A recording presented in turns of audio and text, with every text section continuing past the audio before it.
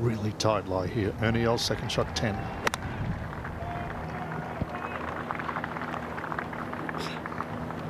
Shot. Well played. Very nice. Ernie currently fourth. Playing alongside Zach Johnson, out in 37, 3 over. Tight angle here. Oh, that's the way to deal with it. Good chance to get one back.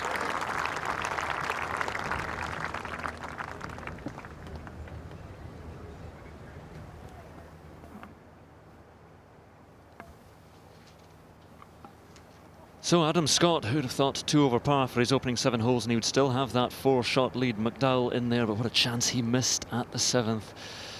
Tiger Woods hanging in, but he's airmailed the 9th green, and Ernie Els, well, a birdie chance for him to come at the 10th.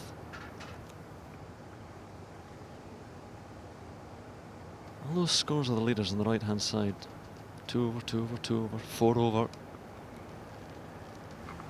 Oh, well, this one of Tiger's is really snuggled down. It's quite interesting little shot, this. He's got to generate some speed to get through the grass, but then it's very delicate once the ball hits the green. Green running away from him, and almost a bit of a shine on the green now.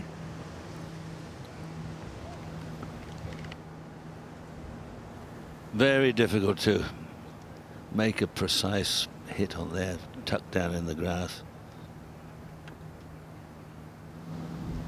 Back on the 8th, the final pair, and everyone is struggling now suddenly, but I don't think they're struggling enough for someone way back where Kaukabeka and Oosthuizen are to sneak in and win, but you never know. By far the most difficult conditions we've had all week. So it's the windiest, it's the driest the fairways have been, and the greens. There's a bunker down here on the left, 251 yards. If you go in there, you've got no chance of getting it on the green from there. You can advance it 20, 30 yards. So that is one of the most important things to avoid. Out of bounds right, but wind off the right shouldn't be a problem for McDowell.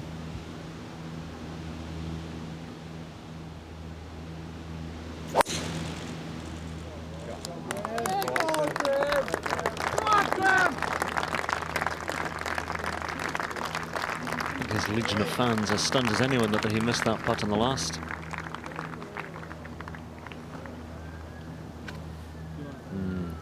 Simmering away.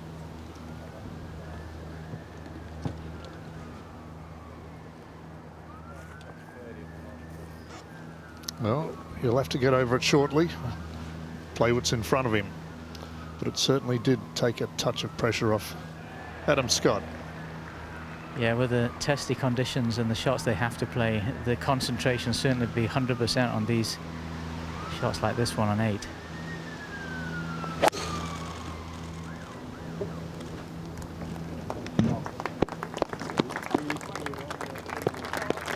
Just an absolute bullet, and that should come back to the right and make the fairway. Nicely done. Fairways and greens, Scotty. This is crucial for Tiger if he is to challenge for this Claret Jug. No, he's struggling with the rest of them.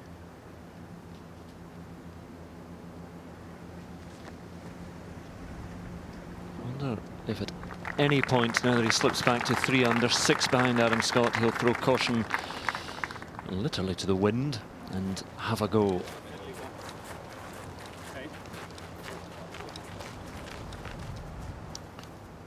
Par for Snedeker. I got a message from a mate of mine at home, and it says, what's Tiger want to do? Iron his way to 3rd place. That's true. He's just been creeping along just out of reach of the leaders throughout the week. Zach Johnson missed his birdie putt here on the 10th. Playing partner Ernie Els to get to 4. Yes, in she goes now, just 5 behind. There's still plenty of time.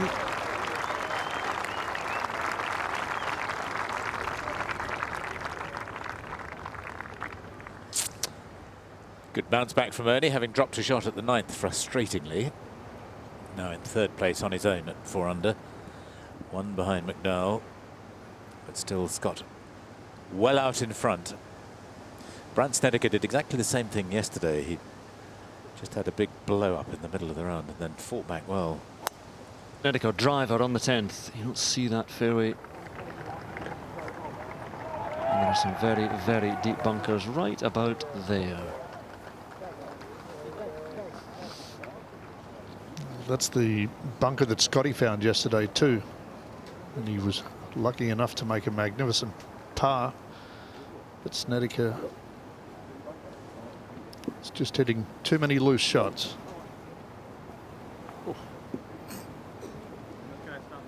Tiger with driver. Wow. Just a guy clambering up the slopes in the distance, but I wonder if you might get the big dog out.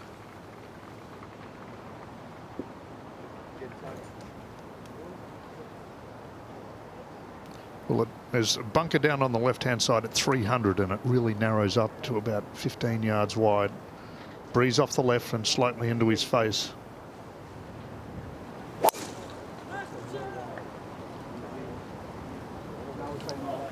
They're waving to the right.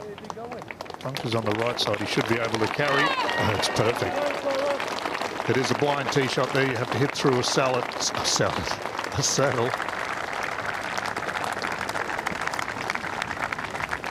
Not really having much of a choice now with turning back into the wind off the left a little bit, so the driver has to come out eventually.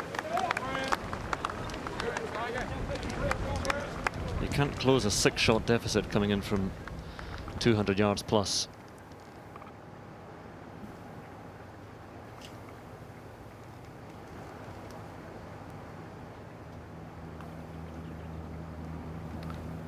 Luke Donald to get to 2 under.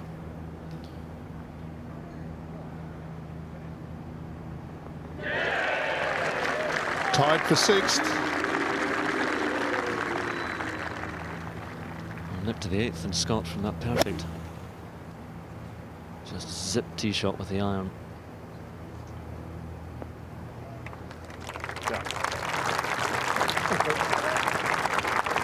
Steering well clear of that bunker to the left of the green. Well, it sounds easy, but if he just does that for the rest of the day, they won't catch him.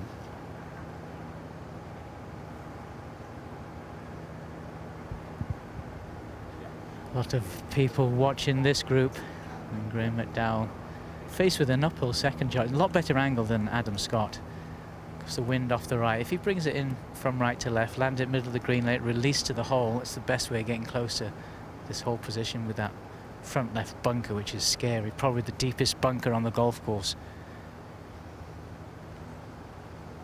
156 yards left for Graham. It's just a wedge.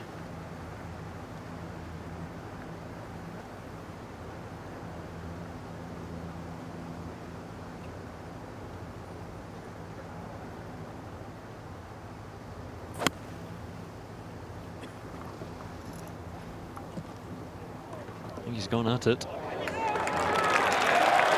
Very good, very good. A putt very similar to the one he missed on the last in terms of length. Needs to start rolling these in. If for nothing else, put the pressure on your playing partner. Make him feel the doubt and the tension even more.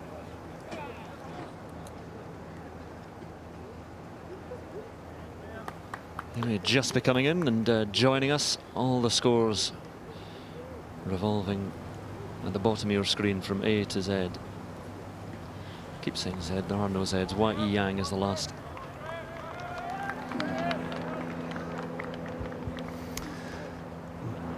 No option here for Zach, just trying to lay up in the fairway on this par 5. And he's done a reasonably good job of that one.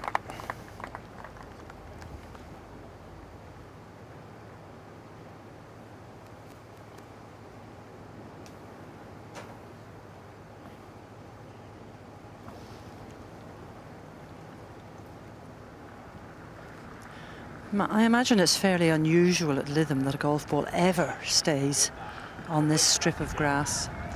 Well, that just shows you how lush the conditions have been. A real launch pad here for Snedeker. 125 yards to go, straight up in the air.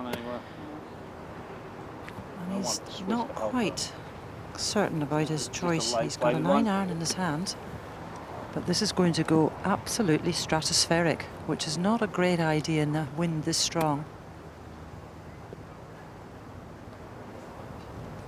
Can't believe that ball stayed there. Come on, right? Top to it. Very nice shot. That's a good shot. Visibly, the wind does seem to be picking up a bit.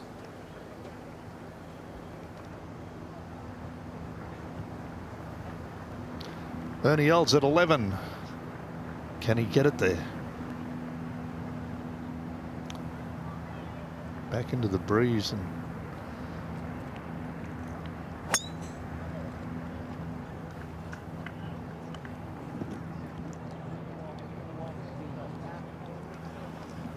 two enormous hits today there on 11, and that's not bad. Leave himself with a lot of green to pitch to. Tiger, this big drive down the 10th, nipping it away. Oh yes. But reaching the turn in 37, 3 over par, with that horrible 7 at the 6th. Opportunity to get going in the right direction on the back 9.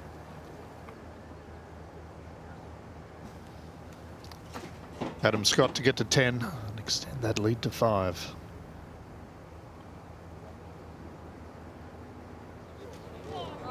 Get it there. Okay.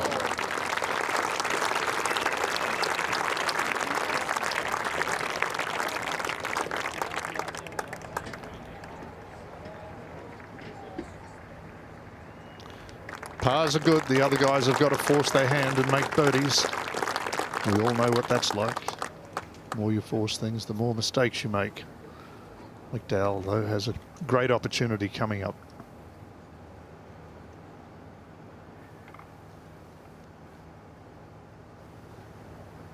Down in this very crowded corner of the 8th and the 9th and the 10th, turning back. This is an exposed green. I think this putt would normally be straight, but with the wind off the left, it might move it to the right. Needs one. Has one. McDowell moves to 6 under, back within 3 of Adam Scott. And listen to what it means to the crowd. It'll perk him up. It'll make Scott think.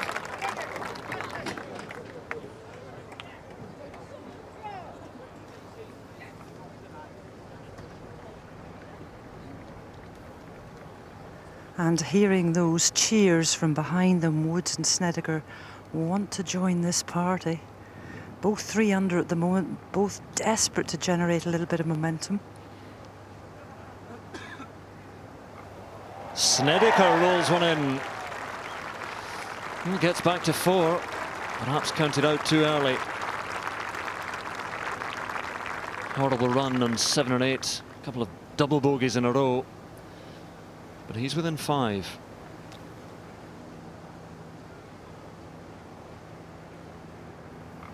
Suddenly a couple of putts drop. And Scott will hear these cheers. He won't know whether they're for somebody to go to 3 under, 4 under, 5 under. He'll just know that others are doing well. Colsaerts is making plenty of euros as he's driving down the motorway this afternoon.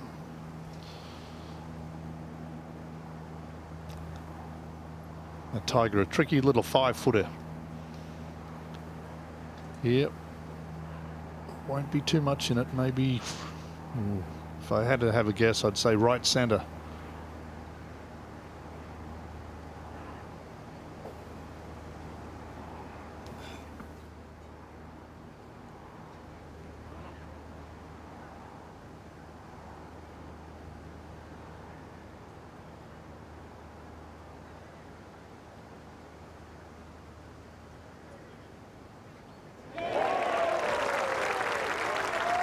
Lap of honour in the bottom.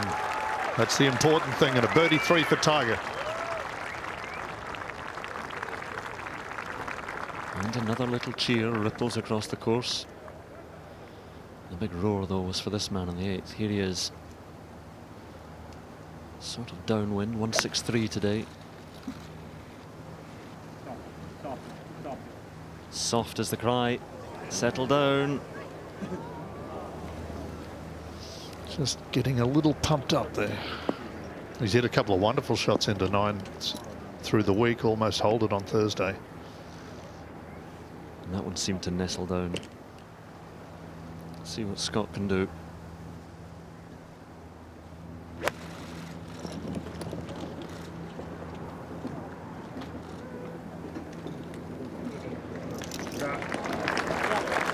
Again, sensible shot from Scott, centre of the green.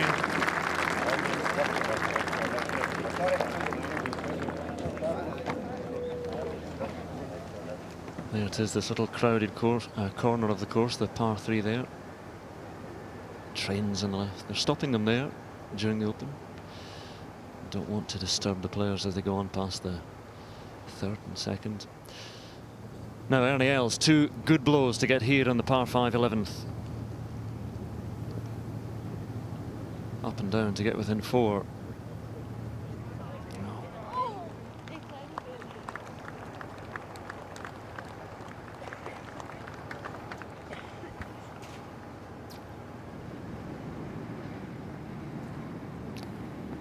Luke Donald, 2nd of 15.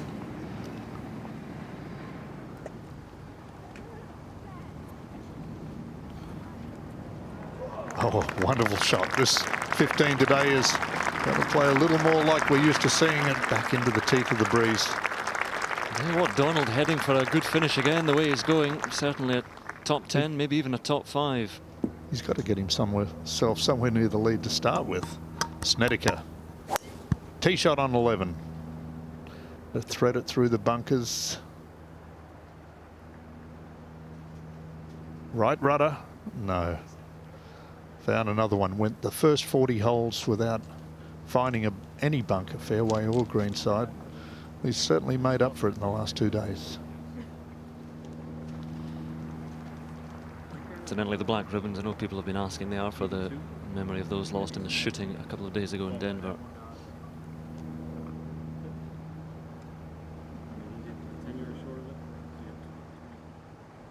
Now this one did seem to settle down just a little bit. Yeah, there certainly is plenty of grass around the ball. If he chops down on it, he can get a good contact. But he would want to land it on the green. Of course, if he lands it on the green, you can't really chop down on it. And so you would think you get a little bit of grass between the ball and the club face. Just have to allow for it.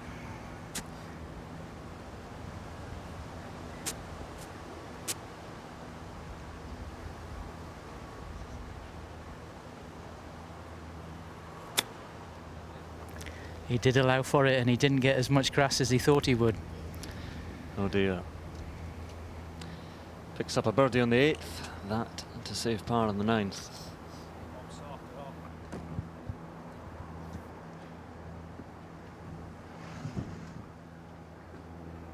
Well, what a long time it's taken him to make this decision, but finally it's the driver that comes out. Tremendous reluctance on Tiger's part to use the driver. He's not comfortable with it on the course. A lot of movement in the ball flight, but sometimes there's nothing for it except a good, long, straight hit. Yeah, he likes to slide the driver, but he really needs to hold one up against the breeze here, a little right to left, and that's when he can lose control of it.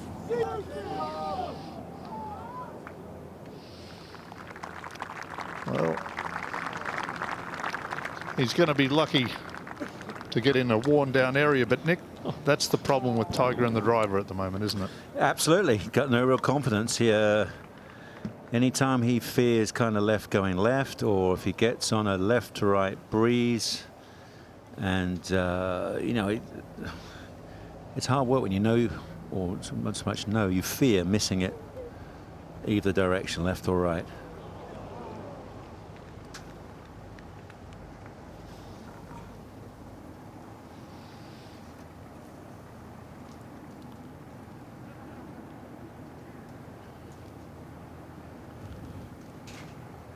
Pitch a little bit long here on 11 and just left himself too much to do for that birdie, and that'll be disappointing. 2 good shots to get it just up in front of the green.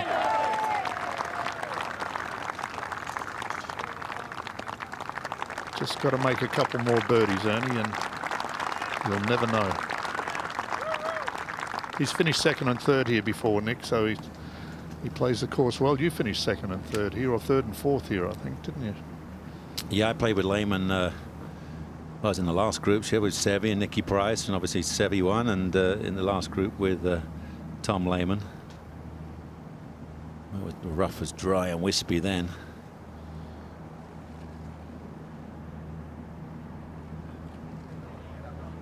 So GMAC strangely gives away one on number 9, shortest hole on the golf course today, or this week. I think he was just a little pumped coming off that birdie on 8 and powered one over the back. It was straight at it.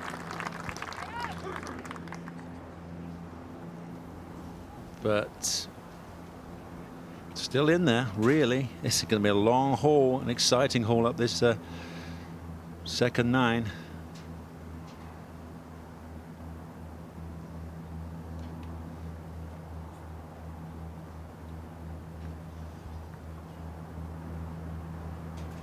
Really a huge moment. Brush this one in and you're starting to give oh, he would have loved to hit that a fraction firm. He knows it. You want to get that starting to stuff the pillow with feathers to cushion your way in, isn't it?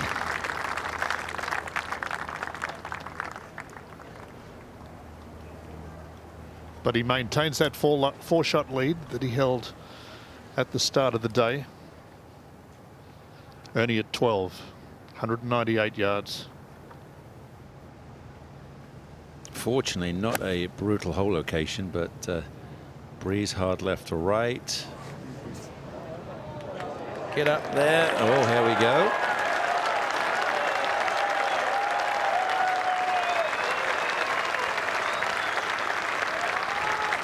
Ernie. 10 years ago since Ernie lifted the Claret Jug, so he knows what it's about.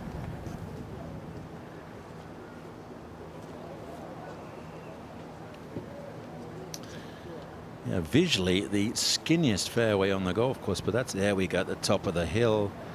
Over it, it's 40 yards wide, but 2 massive bunkers over the right side of the fairway, totally blind. And he put it in one of those bunkers yesterday, Nick, and made a miraculous 4. So that was, yeah, that's fine. Well, Snedeker is just paying no attention to the scrum that's going on around Tiger at the moment. Can only pop it out just up the fairway.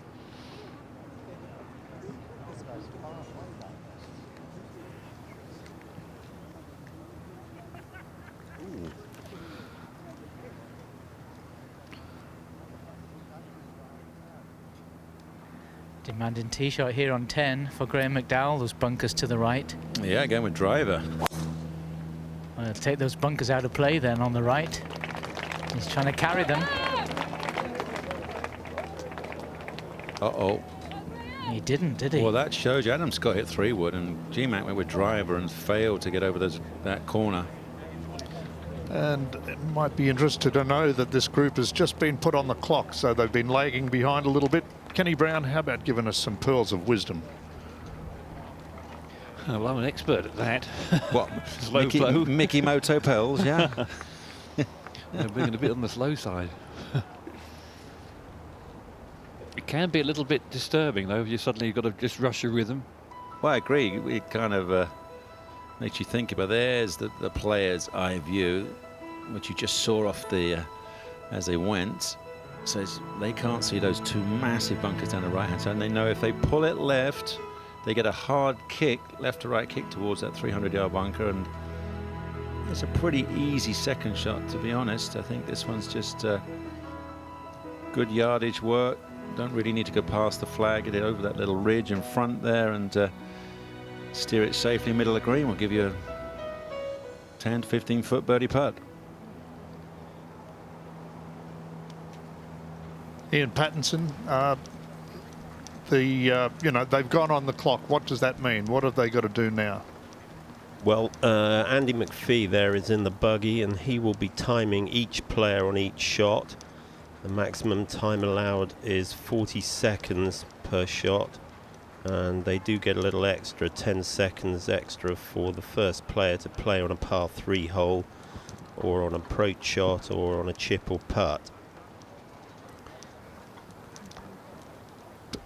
And the idea is to try and get them back into position up with the group in front, but you can actually play within the rules and the times and never get back in position. Is that right?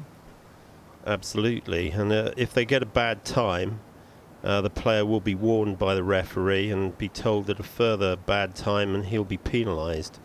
2 bad times, penalty of 1 stroke. 3 bad times, 2 strokes. A further 2 strokes, and 4 bad times, disqualification. Well, we're not planning that by the time we get to the 18th fairway. Tiger coming out of the gooey hay. Nicely as a layup. That's what he was trying to do, and does the best job he can.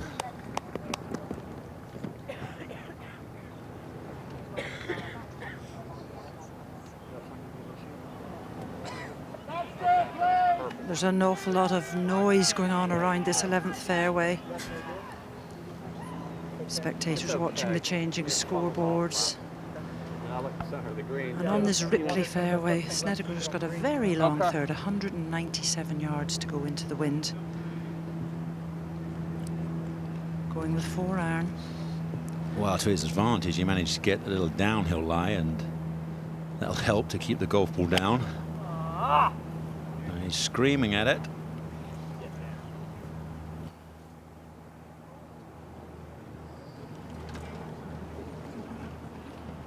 Well, it's the first day, really, Wayne, that they've had the true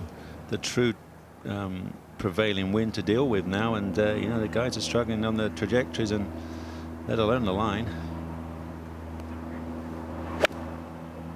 Scotty. Yeah, Adam, you could see that swing path towards the middle of the green. Oh, sit down. There we go. Very nice. Past the pin, leaves a quickish putt, but he'll be quite happy to find the dance floor in 2. It was a dangerous tee shot, 10 in a crosswind. Probably lucky we've had some perfect weather the first few days, because the course is certainly showing its teeth now. Parky? Yeah, imagine if we had all 4 days in conditions like this. I don't think anyone would be under par. Graham McDowell now playing his 3rd shot because he drove it into the bunker. Could only advance it around about 20 yards. This from 105. Wind off the left.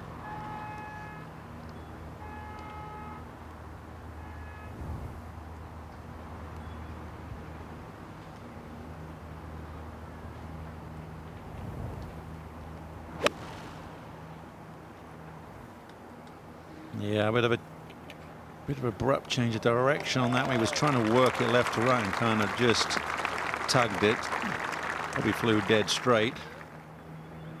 Big break for Tiger off the tee there. 120 yards out now. Must try and take advantage of that. Good luck. Nice low one, but way out, Tiger. That's landed. Well, even if he was trying to play a skip and run, that's good 10 yards. Might even be 15 yards off his landing point.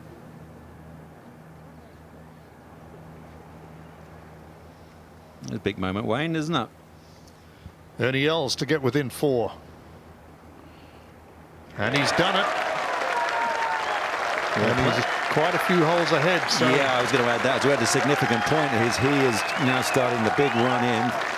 13 on, although it's very short, into the breeze, tricky, but then after that, 14 in, it's level 4s will be really good. If he could just get one more out of it, then that would maybe lay the score down for Adam Scott.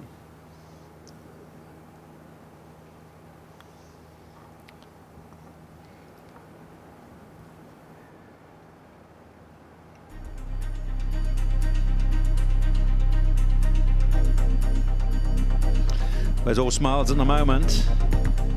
Tiger lost serious ground on the 6th hole. Triple bogey 7. Adam, a couple of really fabulous long iron shots. Sneds with his eyes shut. Time to open your eyes, mate, and face the future.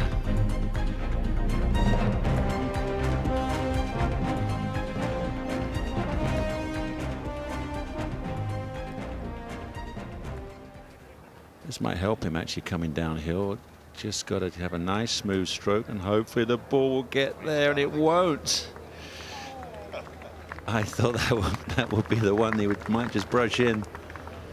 He knows it now. He knows that just one more would give him that cushion that he could then cruise on. Use your strategy to get yourself in. 16th hole is going to be very interesting. 15 and 17 are brutally difficult. 16 downwind, front left hole location.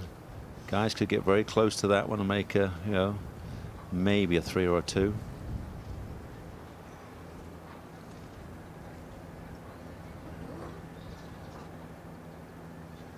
Well, too much information. Finished second in the 11th 211 Masters. He and Jason Day tied. But he's been a good front runner, won most of his championships or tournaments from the front. Graham McDowell hoping to roll this one in for a par to stay within 4 of Scott.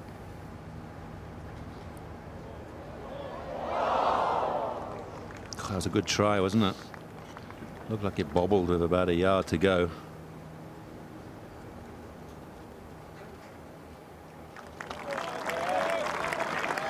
Well, Adam Scott will now need to look at the leaderboards. He's got a comfortable cushion over GMAC, and when he spots where Ernie is, then it will maybe, I wouldn't say it's set his strategy yet. All important tee shot that the 11th for him. Been driving absolutely fabulously on the par 5s this week. 13 always offers a birdie opportunity. Shortish par 4. Always? Well, into this little breeze, Ken? Easier than most. Yeah, I got 5 bunkers hidden over that wispy fescue grass there down the right-hand side. Well, it is a birdie chance, but it's a much more difficult tee shot than it's been all week, into off the right. Ernie's done that beautifully. Slap bang in the middle of the fairway. Eyeing the pin up from there for Ernie. Lovely stuff. It's all relevant, isn't it? I mean, compared to 15, 17 and 18, it's a birdie chance. But you got to get it in the fairway. That's the easiest shot they've got. We guess by his reaction what happened.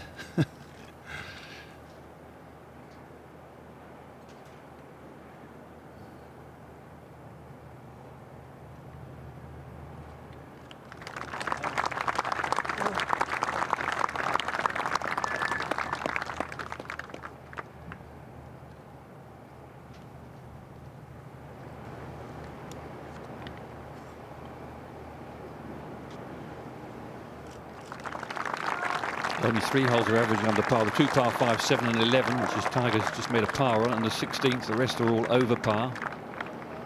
So slight missed opportunity there for Tiger Woods.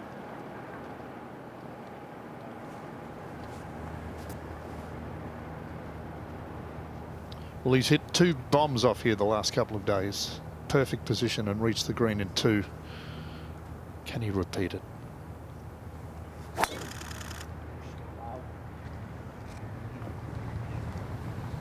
No applause, but that's okay.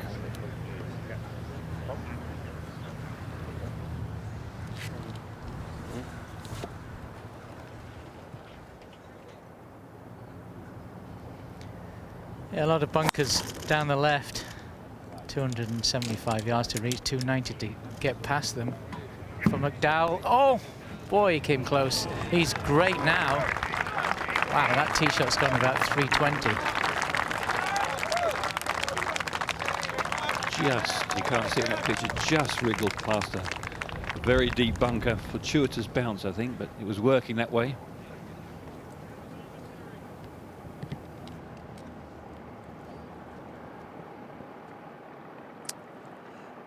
Ernie Els on a little bit of a run on the back 9. Thomas Aitken birdied the 13th to get it to 3 under. Louis Oosthuizen is at 2 under, level par today.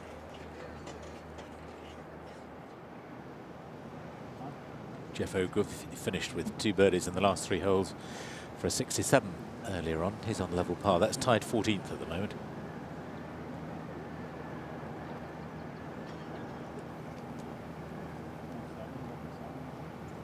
One of the great par threes. Extremely awkward, yes, Ken. Hard left to right breeze. Players back in the tree, so they're sheltered. This is the ideal shot. Left to center, just feed it in. Let's have a look. There we go. Most of the guys, look at that, not many. 5 birdies, wow. A lot of players over the back of the green on the right. It looks like the way they've turned on the angle, they're thinking it's hard left to right, and it's actually a little left to right down.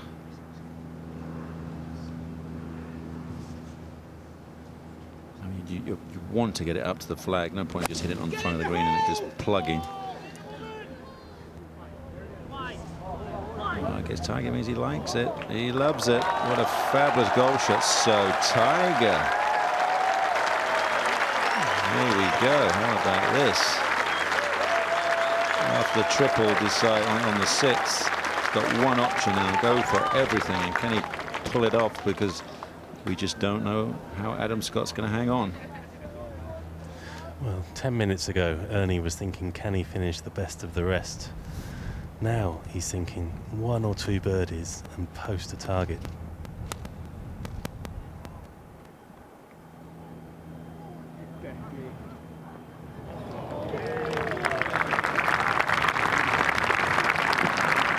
You came from behind in four of your 6 major wins. Held on for a couple of others. All your tournament wins, did you find it easier to hold on, or did you like coming in? And I was quite happy leading, you know, being out in front. But yeah, you're right. Especially the Masters. All my Masters, I came from. You know, I shot 65 the first one, and obviously the famous one against Greg, 67 there, and the Opens were 2 right there at the lead, and Muirfield, well, actually Muirfield had a 4-shot lead, and St Andrew had a 5-shot lead going into the last rounds. Oh boy, that's no fun. Downslope, soft sand.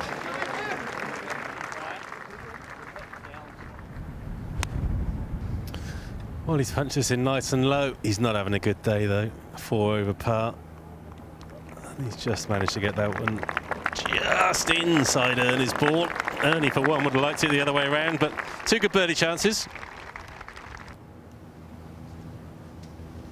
Just a little bit of a downhill lie here for Adam Scott. Make sure he gets a good contact. And as a result of that lie, playing it safe with his 2nd shot. He's decided to lay up. Yeah, a long way back into the breeze, or into them left to right, so no help at all.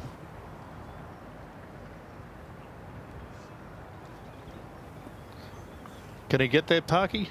McDowell? Well, it depends if he hits it low. If he hits it low and tries to get a lot out of the ground, but into the wind, you hit it hard, the ball wants to go up in the air, and if it goes in the air, of course, it's got no chance. Oh my goodness, over the top. He's topped it. Kind of a. Wow. Goodness me. What a time to do a shot like that. I was just about to say, if he's trying to hit a hook, he's aiming dead straight, so which means you're trying to reroute the club coming down. I mean, that is. I mean, or if it's a. Well, we'd love to know. We will find out later what he was trying to do. But if the ideal shot to get the extra yardage would be aim at right-hand side of the green and swoop one in. Unlikely he was thinking he could power fade one on this breeze all the way to the front edge. Now he's in serious stuck.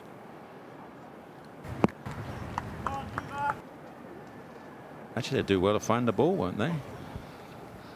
Yeah, I would think so. There's not much over there except trees. Bush and trees. Yeah. One of the few places on a links golf course where there is a lot of trees internally, and that's just straight out of the neck, isn't it?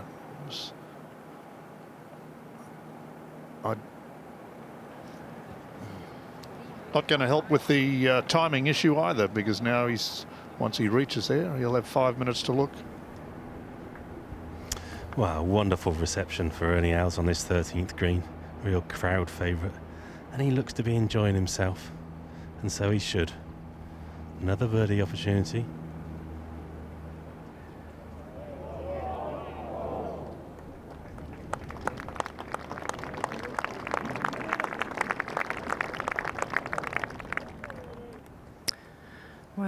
What a spot Snedeker's found here on the left of 12.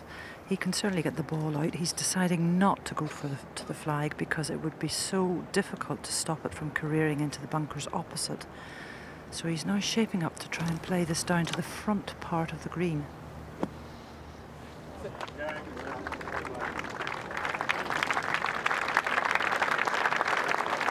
Stay down the next terrace. Well, they're amazing, these pot bunkers. You know, you play a regular tour event, and you might have one guy in the whole field has to play out sideways or backwards. And then we've almost seen every single player today has come out sideways or backwards. It's amazing. It seems to be the fact that the bunkers have dried out, the sand, that the balls are rolling to the edges, where the wet sand, they weren't quite getting there. I don't know why that should be now. Phil, did he play a provisional or anything? Or No, he didn't, but I got a sneaky feeling he might have to go back and play one from where he just played it. He can't go two clubland sideways, I don't think. I don't think he can go back in line with the hole position.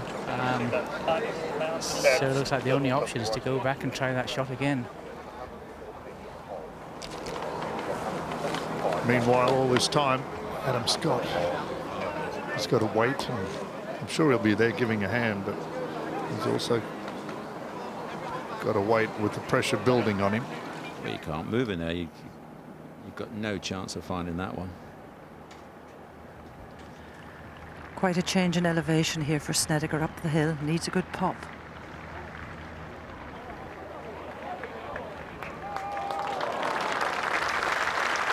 Snedeker at 3 under, just about to go to 2 under par.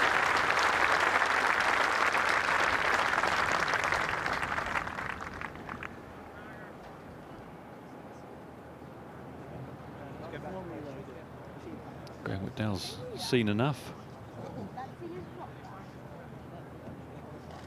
Well, a pro wouldn't hit that shot once a year, would he? You wouldn't hit a shot like that with a wood. Yeah, I don't know, Ken, whether that was a 1 in a million. I wanted to comment, you know, a couple of times you've seen his follow-throughs where he kind of knows he's pulled a tweak and he has that little extra kind of scoop to the follow-through. You see how he, you know, twists his own body, you know, to help, you know, give it the body English for the fade, doesn't he, on quite a few of these shots. And then that one, I couldn't see what kind of shot he was trying to hit there. Because there's a massive, there's no way he was trying to fade that. Would you agree? And there's a massive carry across that corner. Yeah, and I'm not even sure the green was in range if he hit his absolute Sunday best. So unless he had 2 massive forward shoots. If he was trying to draw it, he was trying to manipulate the club on the downswing to create the draw, and completely overdid it. That's the pressure of chasing, isn't it, when you're trying to force something to happen? Well, Tiger's running out of birdie chances.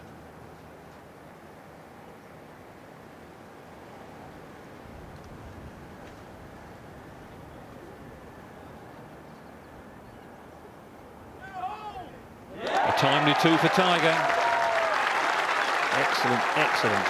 So birdies at 10, misses chance at 11, birdie at 12, 5 under. Ooh, Nick. Oh, I agree. I'm agreeing. He knows that now he goes in a really tough last 6 holes, maybe another chance at 13, and after that, if you could, 16's a chance. The rest of them, it would be, you got to pull off some magic to create get a 3 out of any one of them. He might just take a chance with a few drivers off the tee. No. Yeah, he might have a go at 16. He might be forced to have a go at 16 now. 270 yards to the front edge into the wind. Probably not going to do it. There's that little funny follow through. No, maybe he was trying to hit the big power fade over that corner.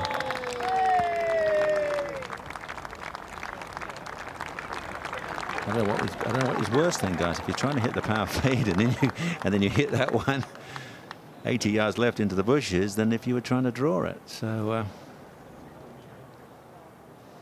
Well, he certainly had enough club to reach the green. And I'll bet that he'll never hit that shot again. No, that's a once in a lifetime.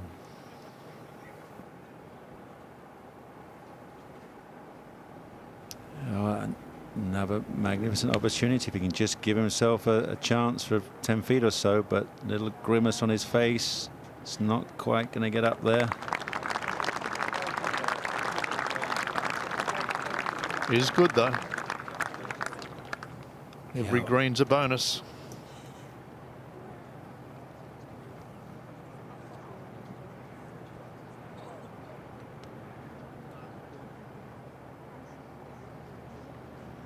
Well, not exactly charging up the fairways if they're behind time.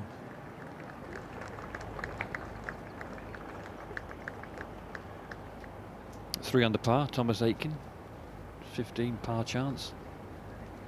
And oh dear, that was just seemed to be turning in from left to right, just the yard to go straightened up.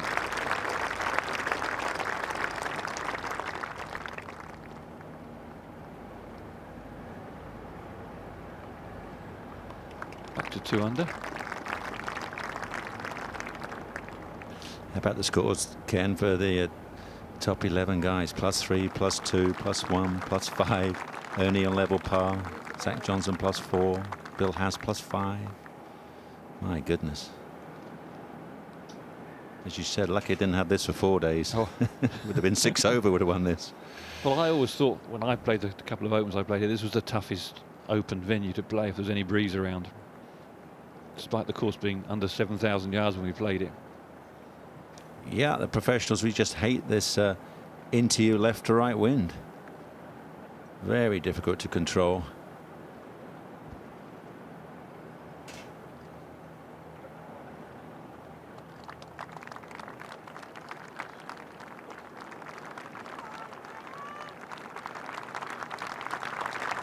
They're quite interesting up here on the commentary towers by the putting green. The flags around here are, oh no, they just, there we go. I've just about said they've gone calm now. They suddenly pick up again. So, and the flag on cue begins to flutter. Thank you for that.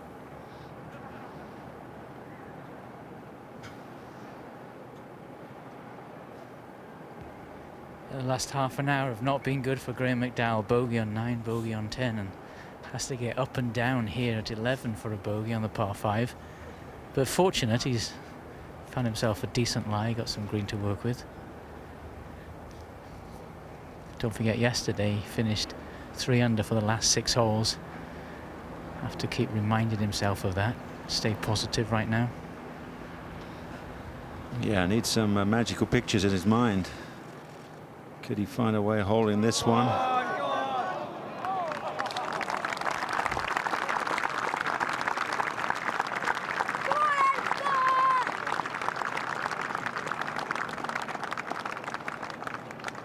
He's doing a bit of huffing and puffing, sucking in a bit of fresh air. Well, he probably can't believe what he's done.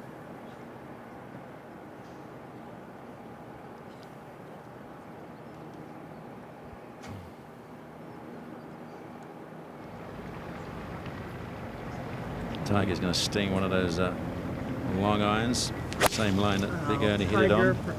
Oh, he's losing it. What's happening? He's screaming at somebody. He's, oh, in the bunkers there. What happened? Was that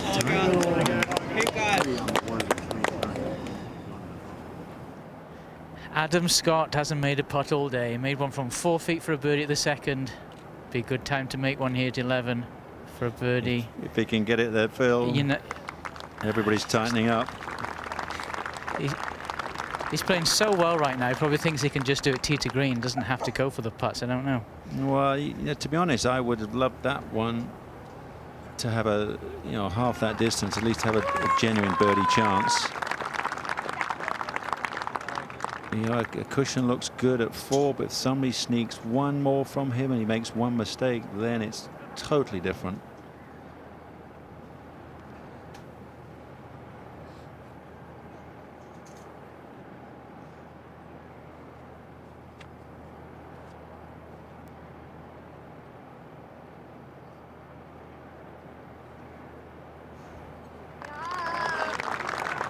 So a little brutal run for Graham McDowell. Bogeys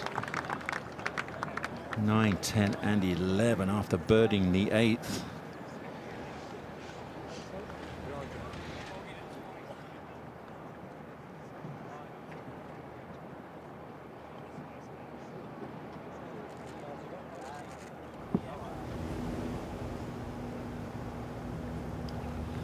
Snedeker on the 13th. Very nice. Very nice, says somebody.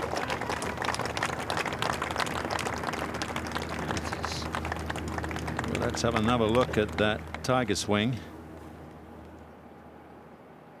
Let's see what happened on this. Usually when he loses his level, he gets stuck.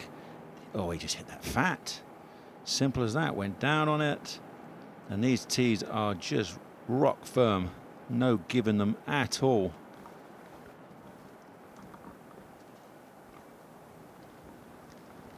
Luke Donald coming down the 18th.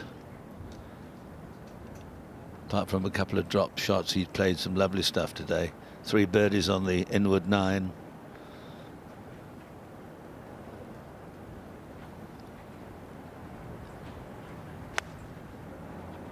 Always balanced, always neat and tidy. Right on line. Good shot.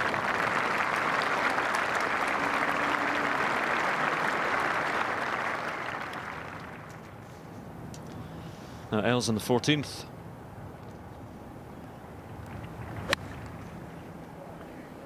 Now downwind today, and they've got to calculate the bounce here, and he's done it beautifully.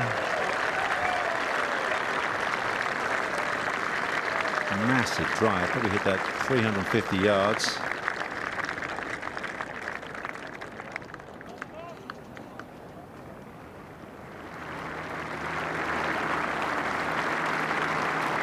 Luke Donald takes the walk. Well, I wonder what positives he's going to take away from this week. We met way back Muirfield Village, which is end of May, and had a little chat about a few things. He's obviously, this is his #1 goal in his career now, to win a major. Really struggled at the US Open day 1. That cost him making the cut. Tiger now getting back into play. Watching him on the practice ground, he was hitting irons, just nipping the little divots, and when he gets out on the course, a great big clumpy one, so something's going wrong. Snedeker pitches up. Oh dear, dear, dear. Oh. That might be, well, tucked him against the face. Let's see if he can nip one away here, Tiger. Well, this is almost straight into the breeze. This hole has caused an amazing amount of difficulty for the top players. 355 yards. They've laid back and taken 5. They had to go for it, and they've taken 5. It's been a very strange hole, this.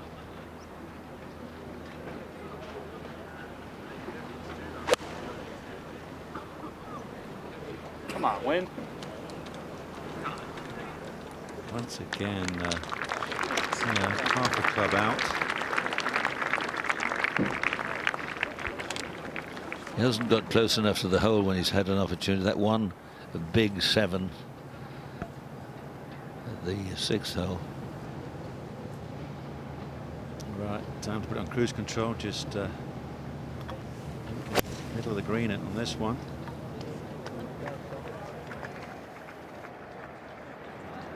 Beautifully, better than middle of the green. How about that? Could have been unlucky not to stop a little closer there. It's a beautiful shot. Settles the nerves.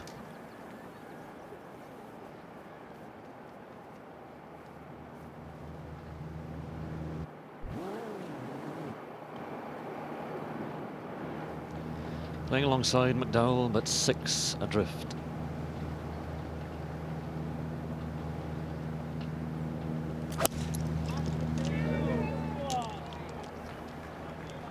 Needing miracles. Short.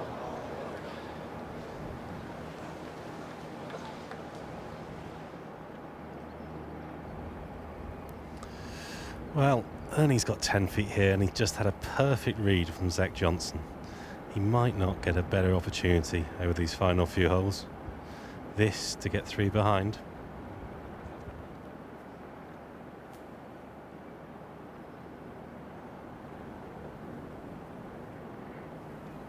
Looks good.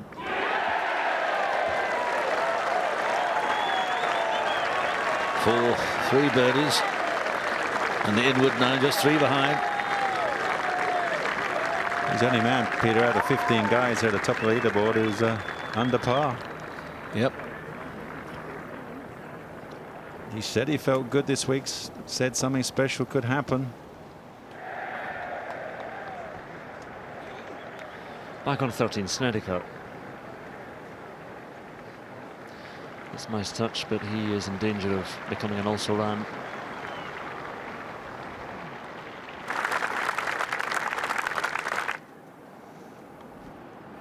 McDowell. Well, this is just a twisty putt coming up this slope, will go everywhere. Bit racy. Slowed up reasonably well.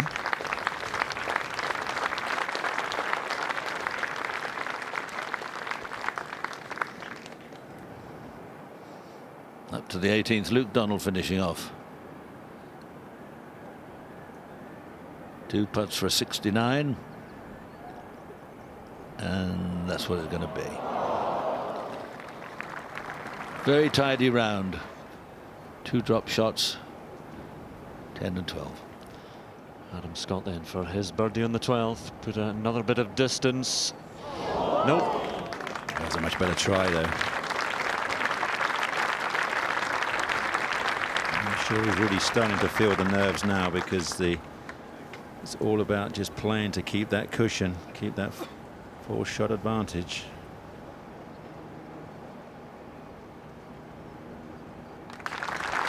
Sorry, just now down to 3 with Ernie going up to 6 under.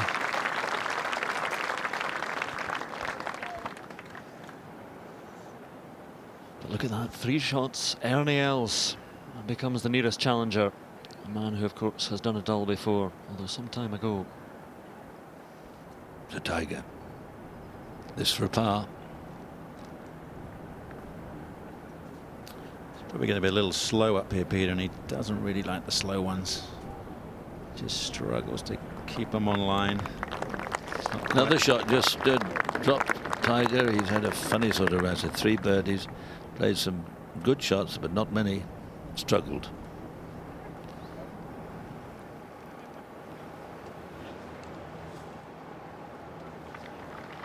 It simply has to drop for McDowell.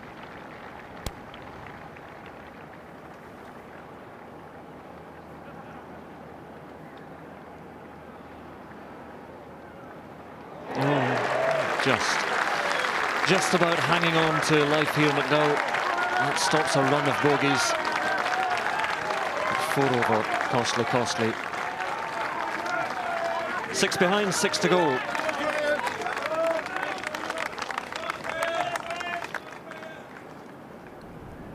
Tiger finishing off. But another shot dropped. Looks very much like Scott or Els. Here is Ernie. Very difficult tee shot at 15. Left to right wind. Gaping bunkers down the right hand side of the fairway.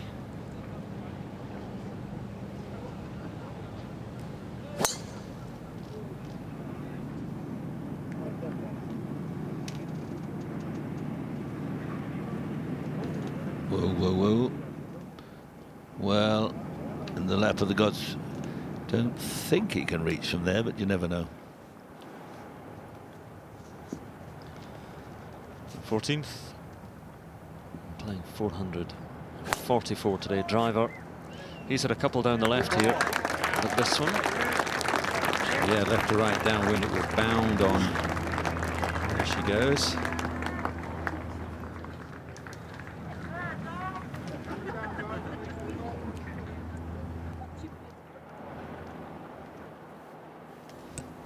Well, the left to right wind here will be urging the ball towards this phalanx of bunkers down the right. Amazing. Tiger again goes with iron. Now he suddenly slips into his old faults, loses his level, and blocks them right. Good old Dan Maskell would call those unforced errors, Peter, wouldn't he? And right up against the face too, by the look of it. Won't be able to advance that more than 40 or 50 yards. Well, that's crazy. Only hit it down to those 3 bunkers you can see there in the middle of the screen. If you're aggressive and go for it, it's a 100-yard second shot. Thomas Aitken for a birdie. Not very expensive at this stage. 13th hole, 355 yards. Fairway at an angle, not always easy to hit. Adam Scott trying to do that with an iron. Lots of bunkers up the right-hand side, a couple down the left. Well, he's all right. That gives him quite a longish second shot.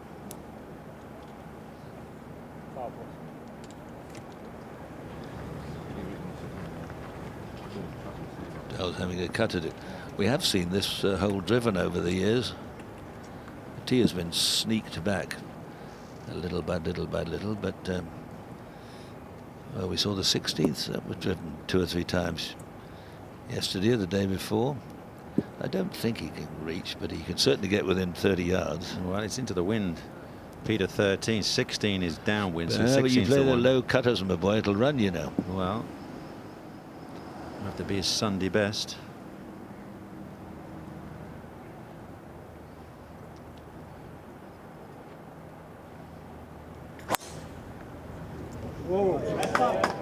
There's that little, his own little unique follow through. Steady. Well, that's not bad.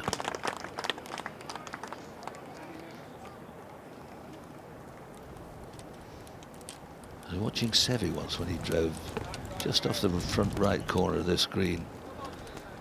And that's when people could hit him.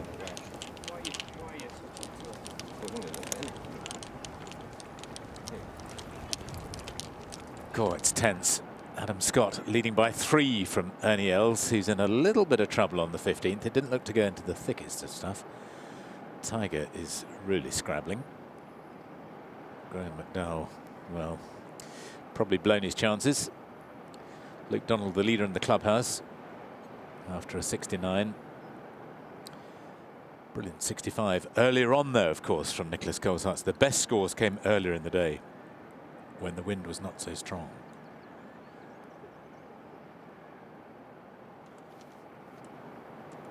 And last chance saloon for Tiger. Needs to save par here, but what a mistake that was from the tee. If you're going to take it iron, you simply have to hit the fairways. Yeah, I'm amazed. Two bad long irons in a row off a tee peg.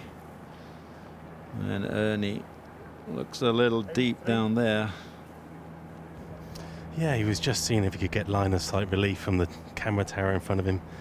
He wasn't quite far enough left, but his lie's not too bad. 182 yards to the front of this green. It's all about making 4 for Ernie here. And he can attack the last 3 holes. Perhaps. Yeah, it's all about making good contact with this one. If that long fescue wraps around the hosel, could go left. So you kind of really hang on to. You watch the follow through.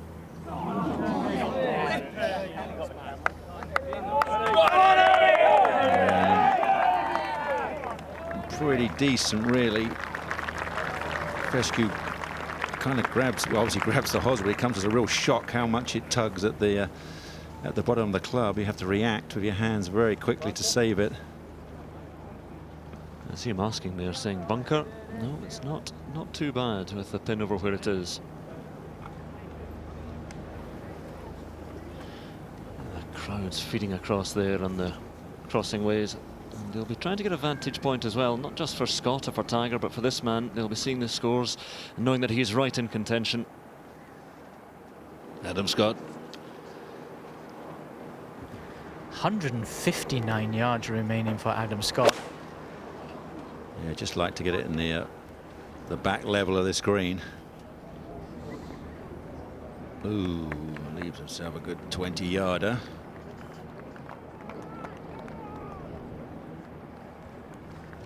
Well, this is a part of the game that has let Tiger down as well today. His distance control with the short irons has not been what we've expected from him. Given himself very few opportunities to convert the putts. This is his 3rd. 1 yard. 1 yard. A demanding fellow. Lovely shot. Chance for a par. And again, I think that has to drop.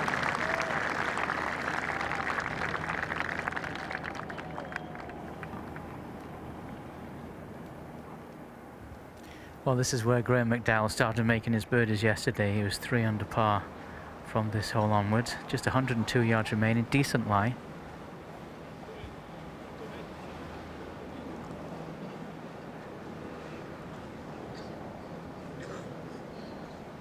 Actually might help him coming from this little light rough. Maybe the ball will hop forward. Oh, there's a couple of tiny little upslopes on this green and it just bites. Kills all your enthusiasm when you sit down, and still got 30 feet to go. Snedeker. Oh my God. Oh my God, where's that? Oh, that's not too. Oh, well, I've seen worse. I was expecting that to land in Acacia Avenue, 50 yards over the green. Not too bad at all.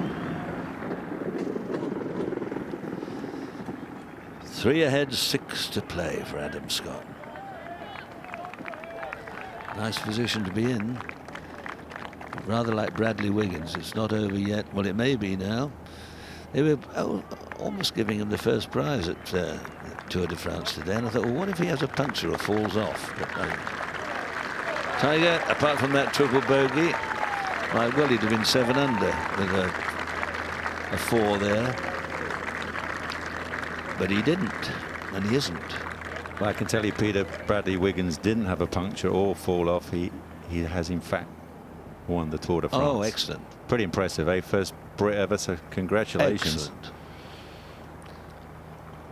Let's see if Louis Oosthuizen can roll this in. It's for par.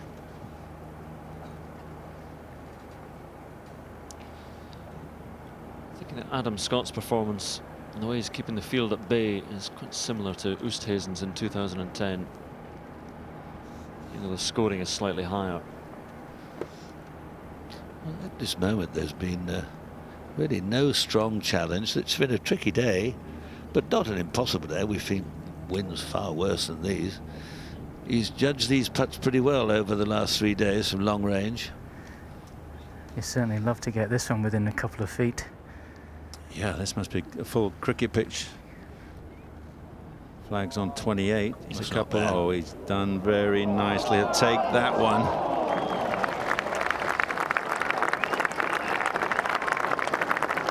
Well, that will feel good. Struck it absolutely pure.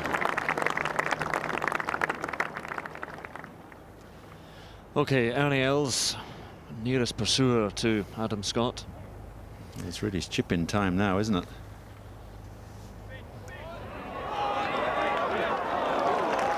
Steady. One of the best in the business, Ernie Els, but that's just left him 7 or 8 feet past. No worse than 4s from here on. Might give him a chance. Can Snedeker sneak a birdie out of the 14th? Straight and true and short.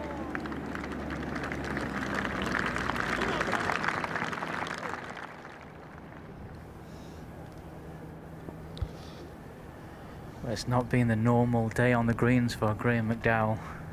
I'd like to start changing it right now with this birdie attempt at 13. Nope.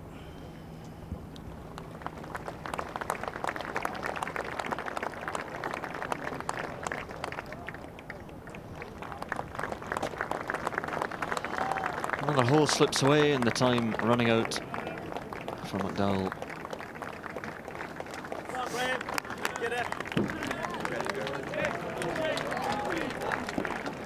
This is where the front 2 runners are at the moment. Adam Scott on the 13th. Ernie Els up there on the 15th. Separated by a couple of holes and by 3 shots. Now, Ernie's been working very hard with this putter, and he's been quietly confident. What do you make of this then, David? Well, it's a putty must hold if he wants to win this championship. but he's played absolutely beautifully since the 9th, when he made a crazy little bogey, really frustrating, but he's been almost perfect since then. He deserves to hold this, in my opinion.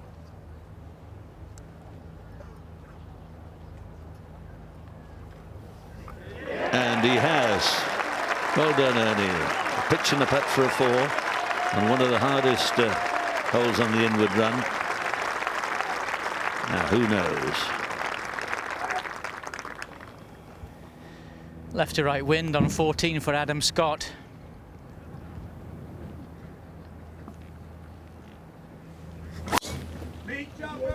Gave it the driver.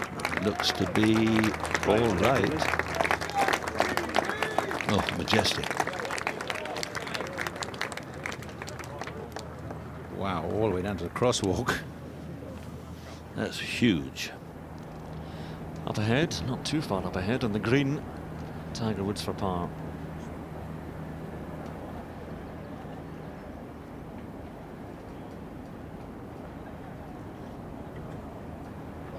Slips by. He is losing a chance of another major. Wow, 6 back with 4 to play. Slim, you'd have to say, isn't it? Got to birdie everything to get in. Graham McDowell really taking his time. Mind you, it's a testy tee shot. You got the wind off the left, you got 3 bunkers down the right. Rough everywhere.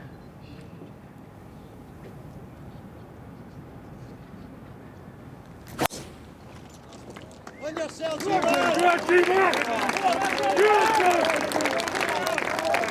on your cell, G-Mac, by somebody. Just smack. Good shoot forward as well. That trundled on quite well. 2 nice drives. There you go.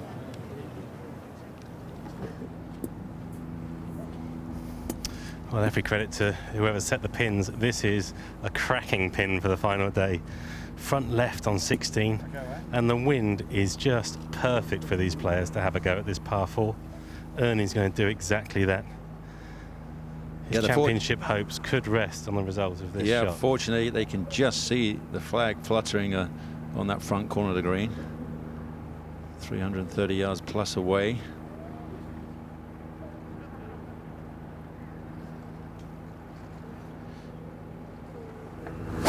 Ernie made a fabulous eagle. Oh, I hate it when he stands up like that. That means it's going right. Oh, in the hay, into the gallery.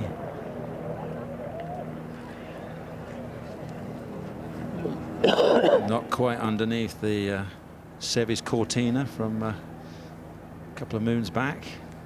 On the trampled bit, I fancy. Yeah, that's where... could be awkward. Yeah, I think that's where Harrington went yesterday, and that is so trampled, you have to chisel it off that. There she is.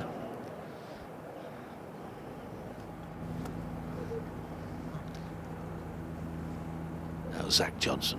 Yeah, they'll have none of that. Just play it long iron into the right spot. Well, quite remarkable, really. The man in contention whipped the driver out, and Zach, who's having a terrible day, still playing safe.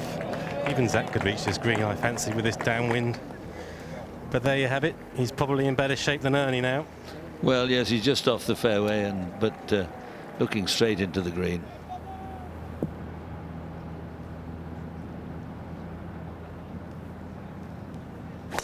Yeah, 4 massive bunkers down the right-hand side of this fairway. They drive slightly uphill into the breeze.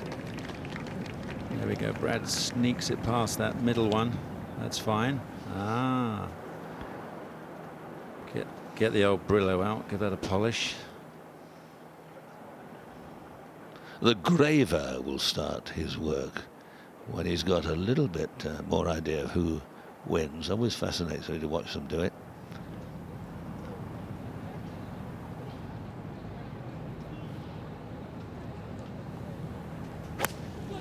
Tiger zips one. Wow, going with iron again on 15, and it's no help.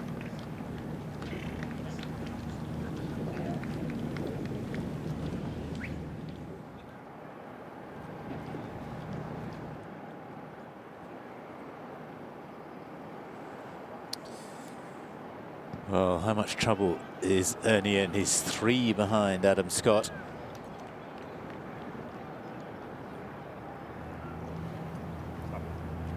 On the 14th.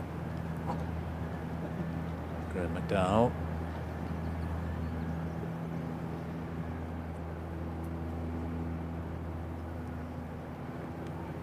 Still in a tie for 3rd, but he's, of course, 6 behind Adam Scott. Down, quick, down. Yeah, pretty good. The way he putts, certainly a good birdie chance.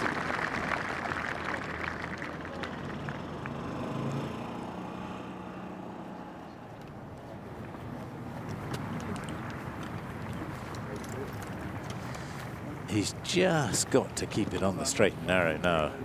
If he finds fairways and greens, he's the new Open champion. He'll be the 16th different winner of a major in succession.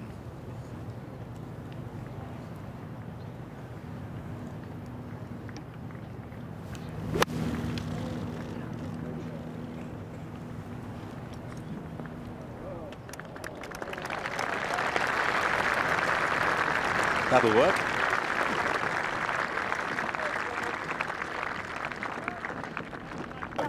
They're bringing the crowds in.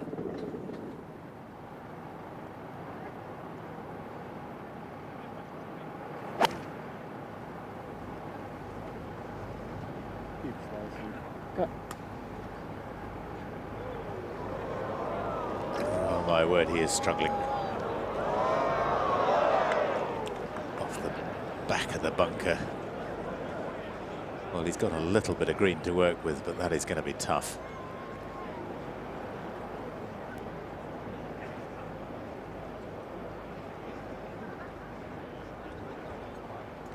Just not able to put any pressure on the leader. All the pressure's on him.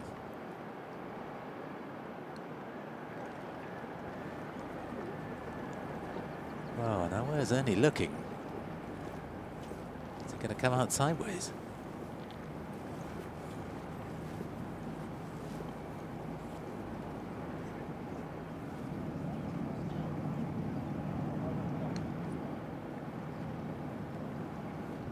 Has he got? Oh, he's got it flag high. I didn't realize it was as high as that.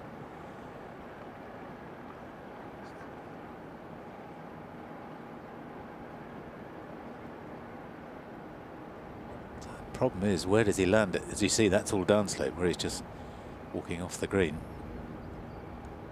But yeah, this ball flight scope just, well, straight as an arrow, wasn't it? But unfortunately, straight right. That's the problem when Ernie just stands up on him. He just can't maintain his spine angle through impact all the way to the follow through. And ooh, that doesn't look very pretty, that lie. Adam Scott, easy birdie attempt here at 14. Maybe a fraction from the right, hardly anything. Can he finally want to give him the cushion? There it is. Good big, putt. yeah, big moment. Very big moment for the young fella. Excellent stuff. Can't count your chickens, but that gives him another cushion, another shot cushion. Now Ernie, got to keep steady on this, and oh, he's actually Remember trying to do a seven. seve. Yeah, chip it through the bunkers. Beautifully done, scary shot. reminded me of Seve as a young man at Birkdale, chipping it through the bunkers. Now all you've got to do, Ents, is tap it in, and you can do that. Well, more work for the Yeah. lady greenkeeper in this detail, who's the bunker raker. Beverly Blair from Southwark Park in Portsmouth. Tiger and Brandt have kept her very busy today. This will be a low skidder.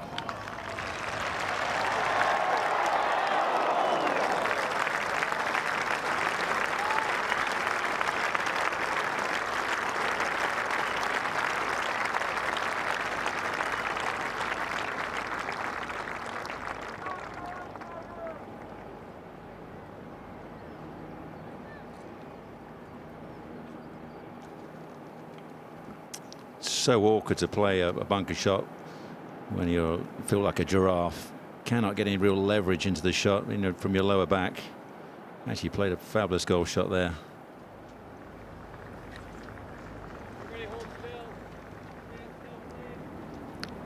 Now McDowell talking about a lot of must-hole putts, but here we are for birdie.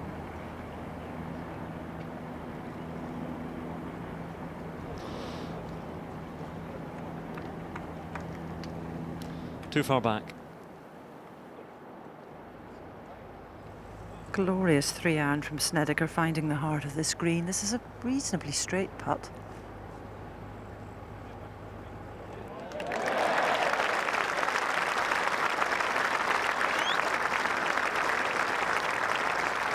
Well, he's tied for the top in the 3rd division battle.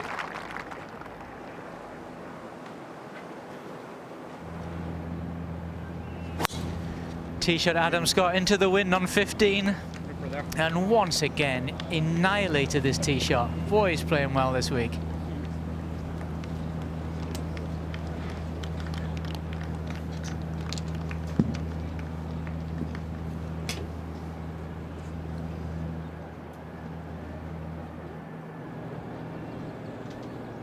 Well, Ernie's get to 7. Get it there, Ernie. Get it there. Oh, my goodness. So, with Adam making his putt, Ernie not. It's all really in Adam Scott's hands now. Can he just play pure solid tee to green golf? If he does that, the Claret Jug is his. And this for par. No, everything playing into Adam Scott's hands now. It is only Ernie Els who can challenge him.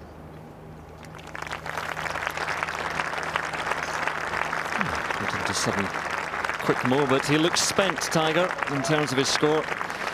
And 13, 14 and 15 have done for him.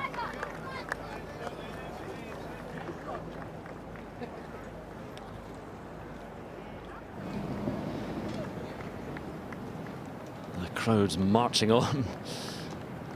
The rope is abandoned.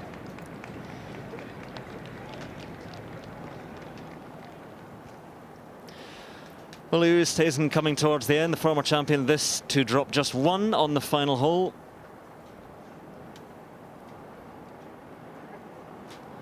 That's going to be a back 9 if he taps that in, of 40 blows. 73 for Louis Oosthuizen, back to 1 over par. And at the moment, 19th place.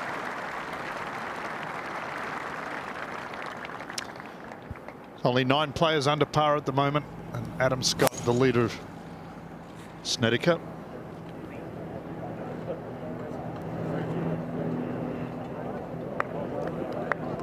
Well, this is the first one we've seen get it left of the green, so certainly had enough length and pitching back into the breeze. Not an easy shot, but okay. Snedeker at the moment 3 under, 4 over for the day, and running 3rd. Well, it's 3 minutes past 2 in the morning in Adam Scott's native Adelaide, and everyone in Australia will be up and perky and sipping away on coffee or something stronger. We'd claim him in Queensland, mate. He's a Queenslander. Well, he's an Greg Australian. Norman, Ian Baker Finch, Queenslanders.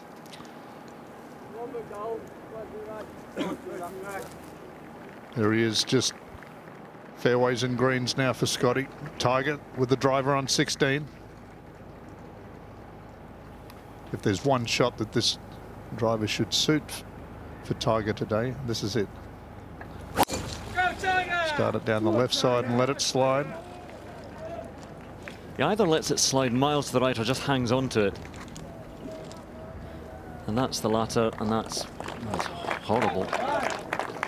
Although, got a little path between the bunkers if he can get some sort of lie, but that really is thick stuff down in there.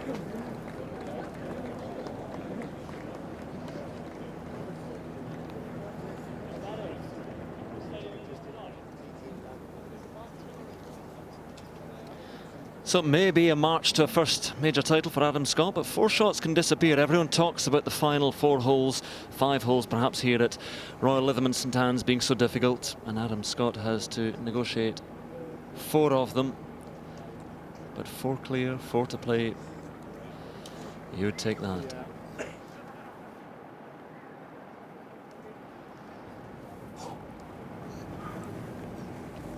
This is one of the worst lies I've seen all week for Graham McDowell. Won't be able to advance it much more than 50, 60 yards. And of course, if he pulls it left, there's a bunker waiting. Has to hold on to this as tightly as possible.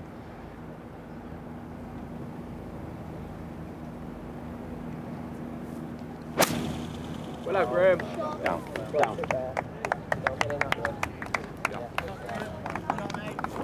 Just saw it there. It's just nipped below that little fold in the fairway.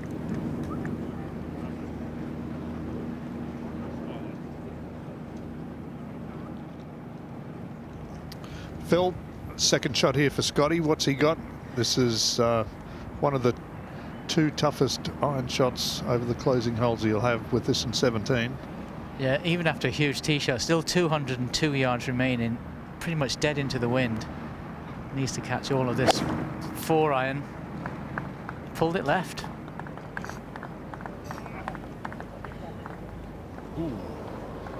Oh, get in the bunker. Get down in the bunker. Roll in. Okay, that's the first green he's missed since the 6th hole. It's been quite a clinic tee to green. That's almost exactly where this man was a few moments ago. That seemed to run further into the bunker than Tiger's, didn't it? A little bit, yeah. Yeah. Ken Brown. Yeah, definitely ran a little further into the trap. I noticed how Tiger's, when he tried to splash it out, it was very hard under the ball out that bunker on the 15th. Sort of hard, crusty, damp sand.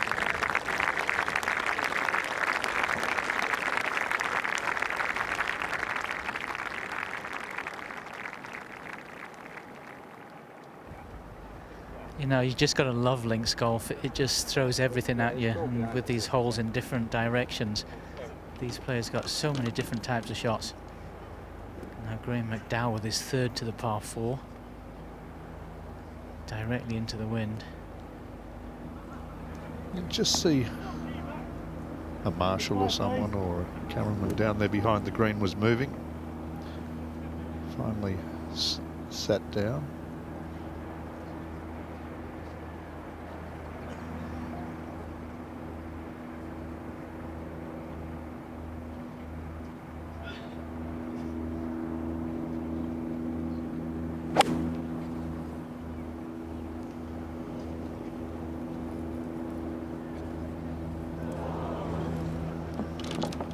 He found the down slope, but much less green to work with, and from the bank of that bunker it all slopes down to the pin, so a more awkward one than Adam Scott's. Thomas Aitken on the final green, this for par. Break left to right. Not that big. That'll be a drop shot. He'll slip back to 1 under. Well, this looks nasty and deep, Maureen. Well, I would say, Andrew, there's a big photo opportunity coming up for the snappers, because there'll be some grass flying if he manages to shift this ball. It took the whole time for him to arrive at his ball for it to be actually found, and it is totally buried. Just waiting for playing partner Snedeker to pitch up off his tee shot.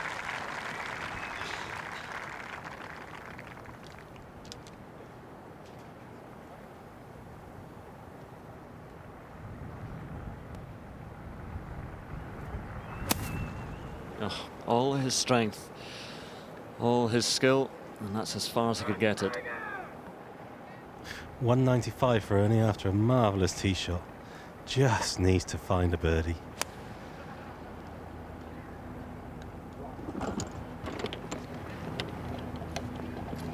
Oh, it's good, middle of the green. It's an outside chance. That's very good. He's done what he's got to do. He's got it on the putting surface, 30 feet for an opportunity. 6 under with Scotty in the bunker on 15. And the pin at 18 is in a fairly generous spot, so it's a birdie chance at 18 if you get a good drive away. Now, what can Adam do from here? Looks a bit like Seve, doesn't he? He's getting down to it, but got no choice. Awkward stance. Played it like Seve as well. That, though, for his par.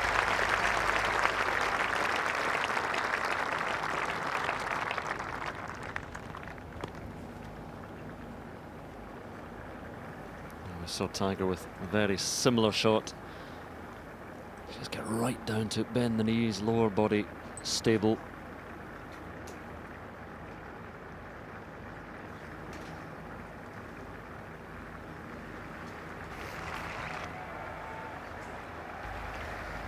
Graham McDowell is on the downslope, but it's not too difficult a shot, this one. Delicate shot, though. Quick hands under the wall. Nicely done, delightfully done, nearly brilliantly done.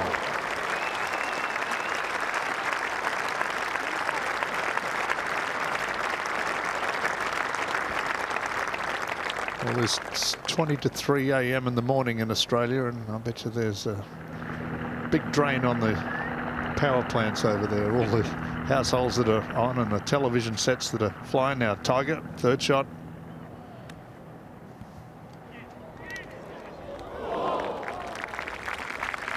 And I bet you the pubs would have sold out of a lot of beer and champagne last night too, in preparation. Sure, Peter Thompson, Greg Norman and Ian Baker Finch are all enjoying it. And Kel Nagel. And Kel, yes. He'll be sitting at home there watching too. Gentleman Kel. Well, Snedeker, he drove through the green here, pitched up to here. This for birdie, gets another one back. So Snedeker into third place on his own.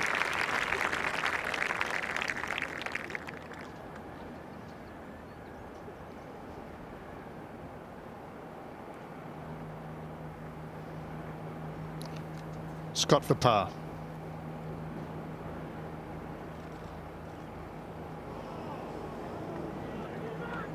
Okay, that's a bogey, back to 9 under. And the margin is 3.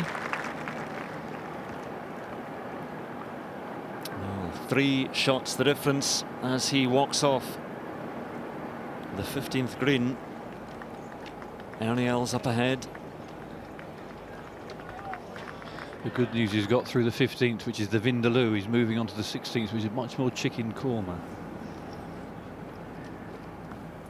Yes, but then 17's a Madras. Can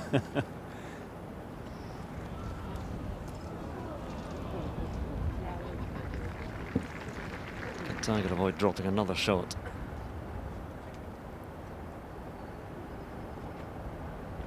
This one goes in. That would have been 4 bogeys in a row.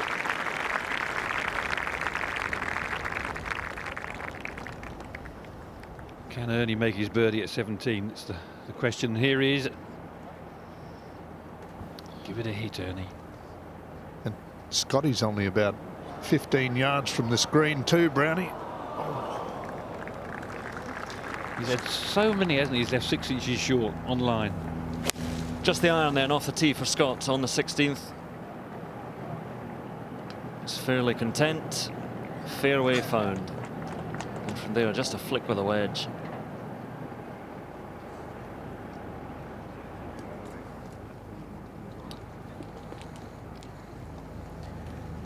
You know, it's not often you get a chance to watch someone like Adam Scott hit the ball. I don't think there's many players in the past, certainly not many out here right now, swing it as purely as he does and hits it like he does. It's been fantastic watching him this week.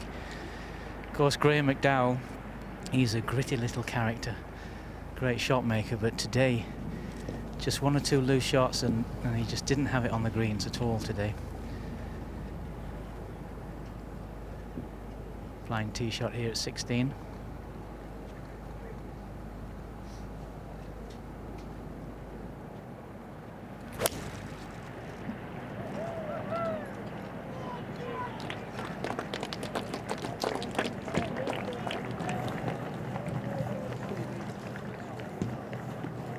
in position to spin a wedge of some sort into the 16th. Snedeker, 17.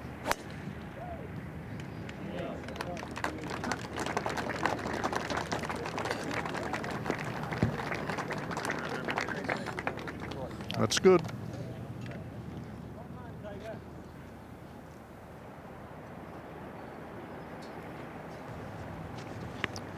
Well, sticking with the 2-iron here into the teeth of the breeze, I think we can expect one of his low stingers.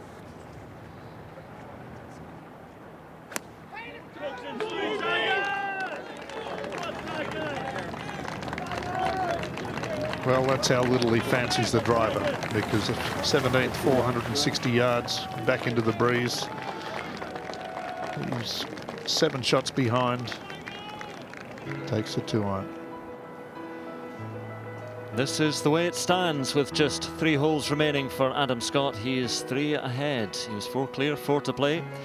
Ernie Els, his closest pursuer, with just the final hole remaining. Brant Snedeker getting back in there. Luke Donald, look how he has crept back up in there, 69. 4th place alongside Woods and McDowell. Nicholas Colsaerts just gets better and better after his 65 some hours ago. A little bit further down, Ian Poulter, good round from him today, a 67 to get in there.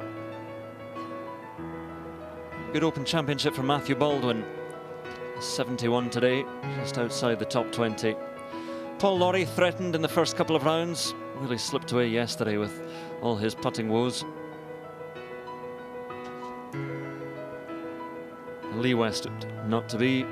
6 over he finished after a 72 today.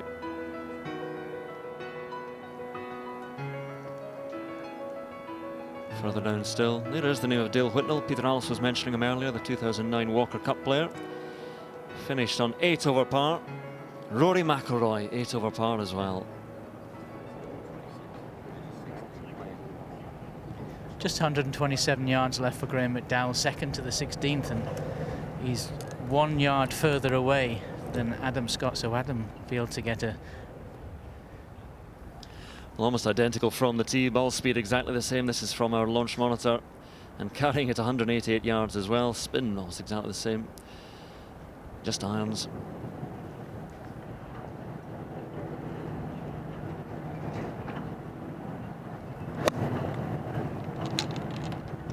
Guys, just back up please first.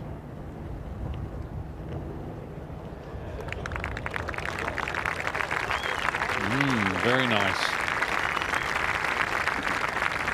It was a very beneficial 1 yard, Ken, wasn't it, that McDowell was behind Scotty, because Scotty has got to have a look at how the ball's reacted up there near the green.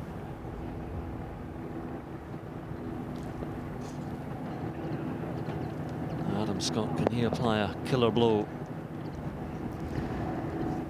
Just 126 down breeze. Just hop on once and spin.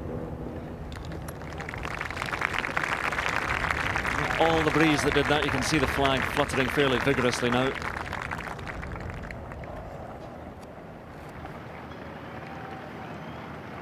A daunting array of swaying rough and bunkers to be carried here by Woods. 2:07 to go.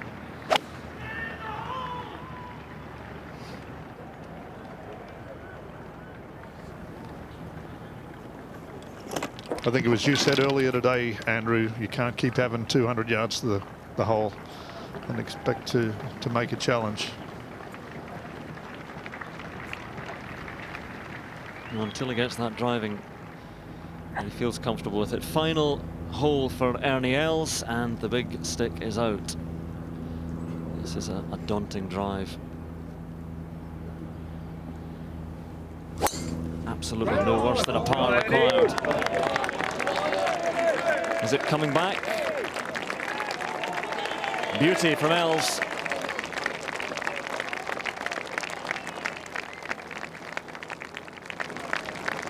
That couldn't have been placed in a better spot. Been in a nice open position. Ernie, what about holding your second? Which is the hardest tee shot on 18? You think? I think Muirfield is. Ernie won there in 02. Yeah, Muirfield's a tough one. St Andrews is the easiest, I know that. Well, he smoked it here yesterday with a driver. Very few players have dared to take a driver off the tee. Into Snedeker, and he's the man alone in third place.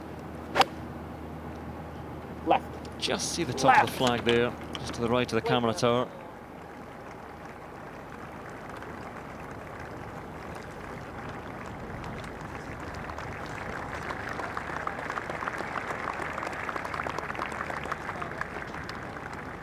That 17th's been very difficult to get close to. You can get it sort of pin high right, 25 feet away, but hard to get in tight. To 16. Adam Scott didn't want to leave himself this far away. Put him back into the wind. Could be quite slow, this one. It is for a birdie.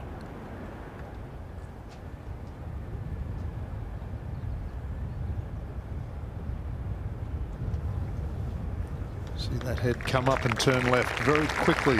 Came up with the stroke.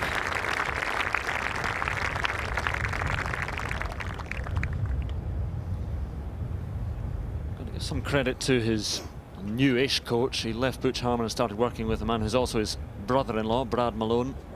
He's married to his sister, and it was him who convinced Scott to go to the long putter as well, which he did in February last year.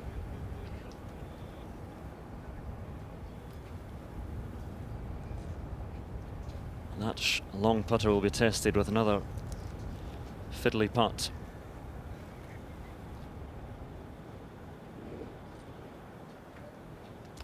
He knows there that he's just that poor approach putt left him a little bit more work than he anticipated.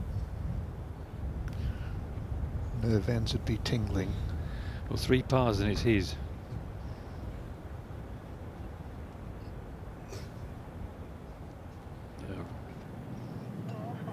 Now watch this for a little beauty, the old style. This sundry man with his with the safety vest on. It's a bit hard to miss, wasn't he?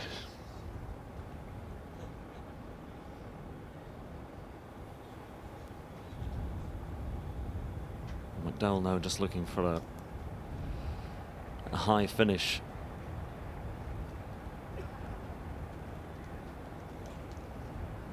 Yes, in she goes. And back into the top 5 at least. Small consolation.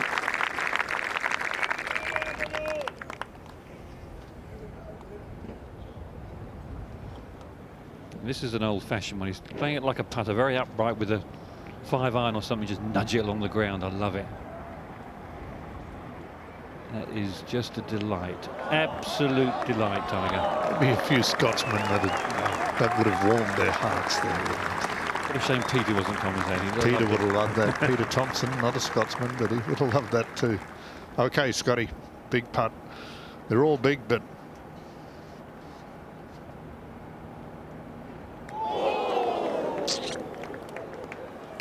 that is purely nerves. That's all it is.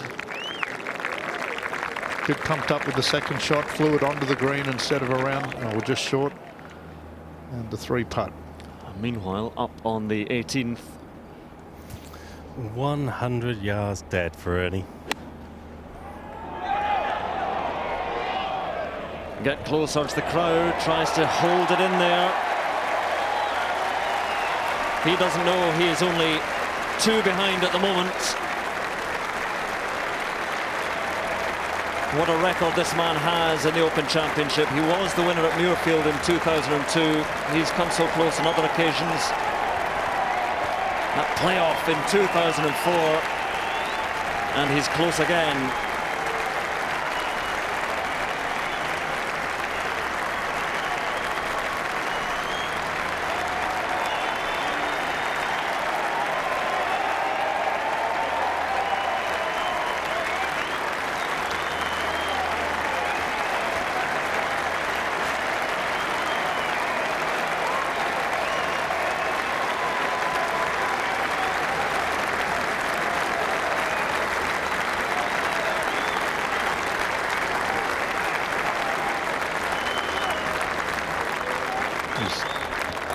It was nice of Zach Johnson back there to back off and let Ernie receive the applause.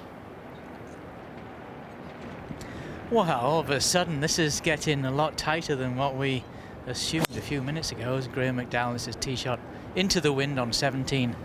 A testy tee shot, this one. Finds one of the graves down the left.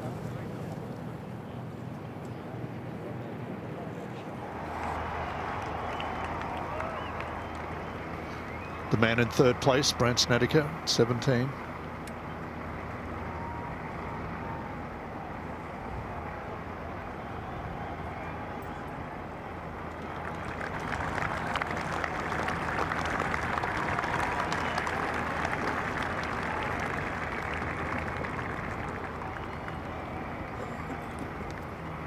Well, this is packed up a bit.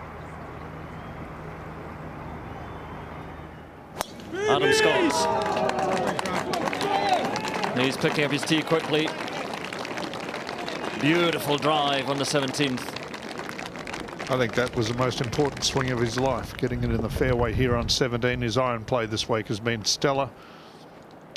It's all about the fairway on 17. Stevie Williams just keeping the little cocoon around his man.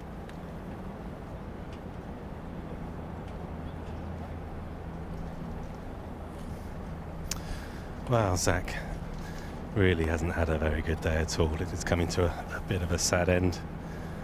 It all went wrong on the 10th when he had a very poor drive. And he's made a lovely finish there. Saves his par. Even par for the championship. It's a good effort.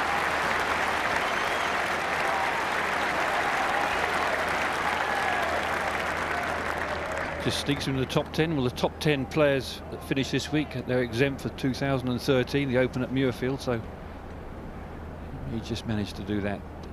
You say level par, it's 280. That's a darn good score around Lytham for 4 rounds.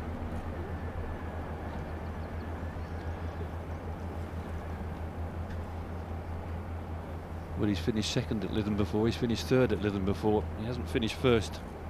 I think he has to hold this.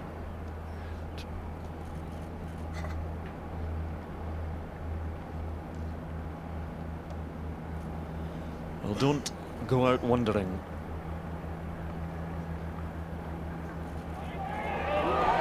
It is good from Ernie Els. He still has a chance.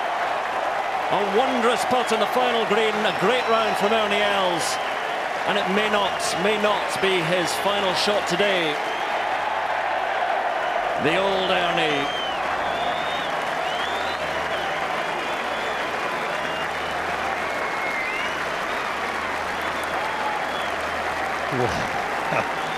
What a wonderful performance from Ernie Els. A round of 68, home in 32, 4 under par on the back 9. But if there's one thing an Australian likes to do than beat a Kiwi, is to beat a South African.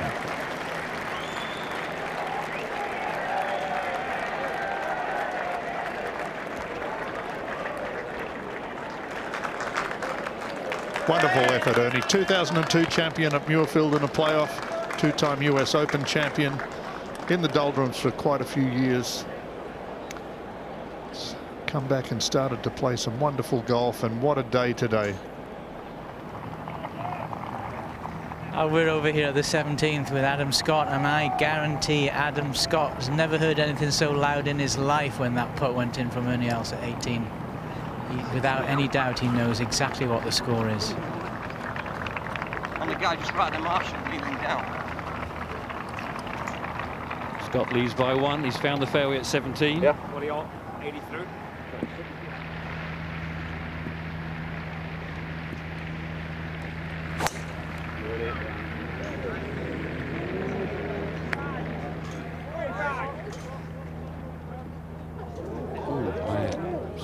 Snedeker, that's deep course over there. Yeah.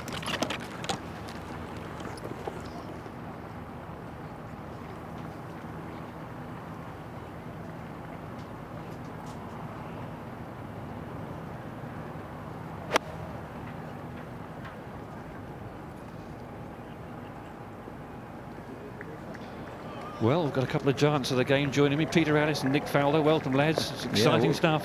Suddenly things have really turned around, Ken. What has happened? Adam Scott bogeys 15 and 16 and now has got to get into the clubhouse. Par to win. Can only waste one. Tiger again with the iron. He's just basically got just short of zero confidence with that driver.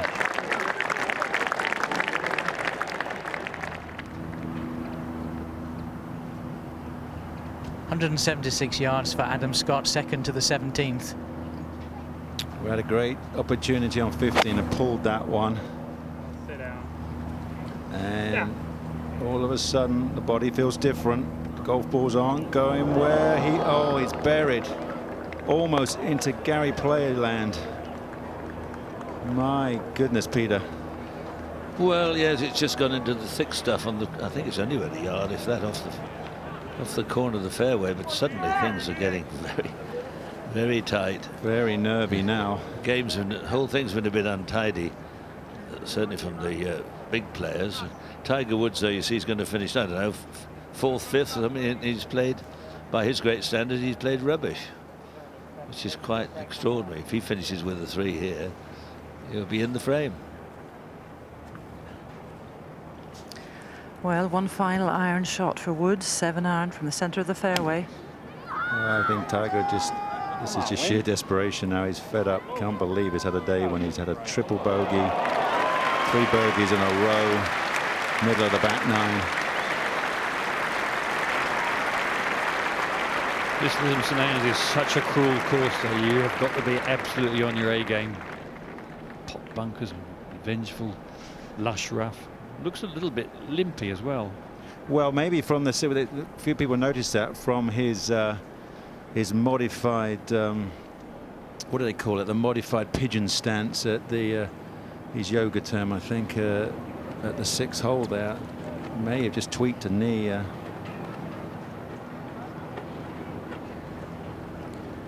Unfortunately, this is the 3rd shot for Graham McDowell into 17. He found a bunker off the tee to the left. 160 yards left.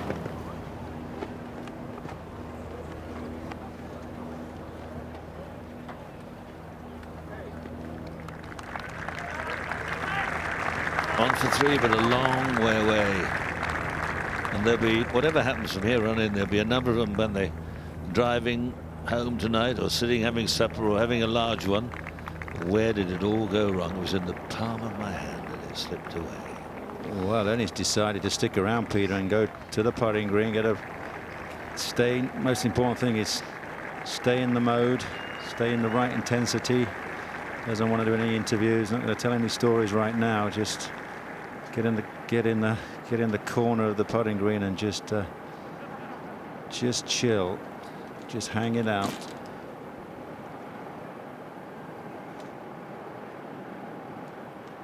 Yes, but I mean... Yeah, Ricky there getting the putter out, says, all right, go and tell any the story right now. Anyway, I'm over here. I'm coming in.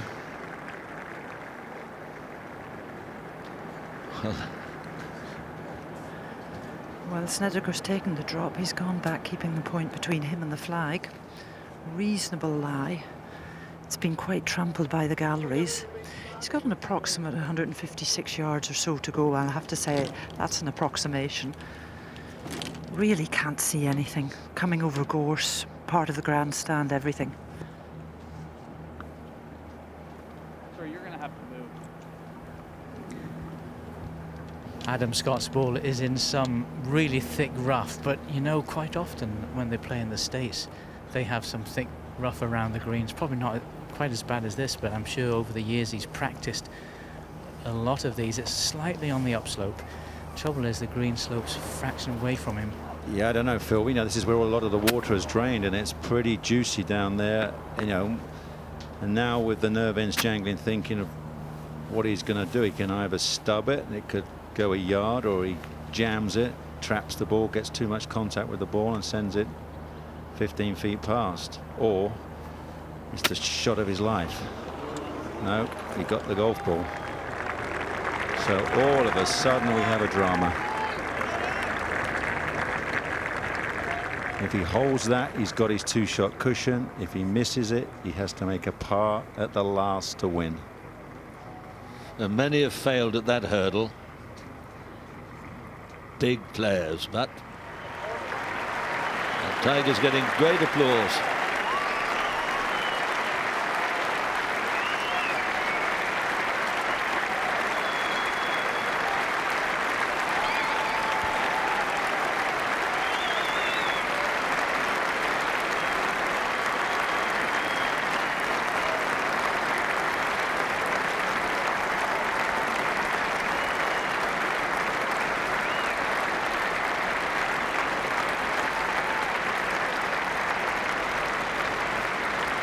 Well, in 1996, Tiger Woods was an amateur. He shot 66 here in the third day. At the end of the tournament, he went and sat in the locker room and caught up with Ernie Els and asked Ernie Els, "Do you think I'm ready to turn pro?"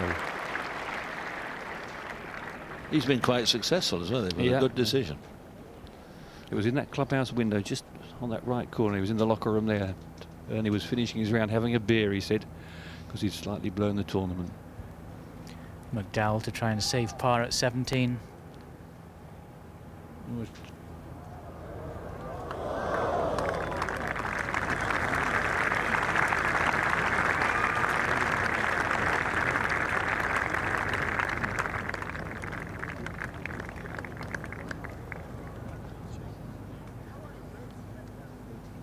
Always fascinates me the way they knock bits down. It's just making it easier for the fellow coming up behind. I've never really worked that out yet.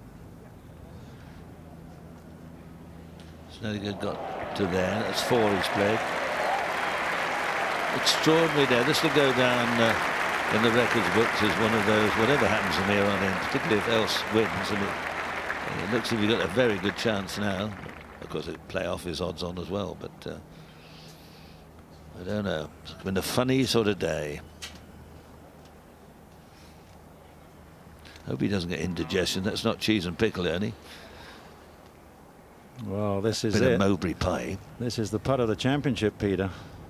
Yeah, if ever you wanted to hold one, just to keep a 1-shot lead. Oh boy. Well, that all happened amazing. He birdies the 14th, fist pump, had 4-shot lead, and he's now just bogeyed the next 3. Now's the moment if Steve Williams, his caddy, has any influence or anything that he contribute, is the moment to do it.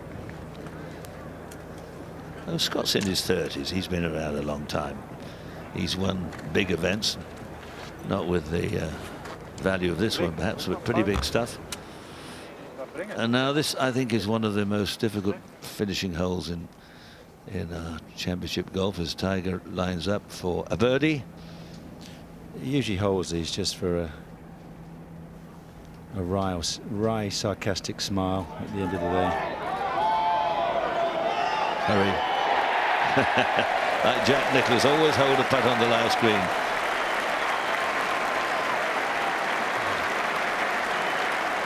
I wish he'd do that a bit more often. He doesn't do enough to make the crowd even like him. Looks as if he's going to finish 4th, and everyone's going to say that he played a whole load of rubbish. Fascinating.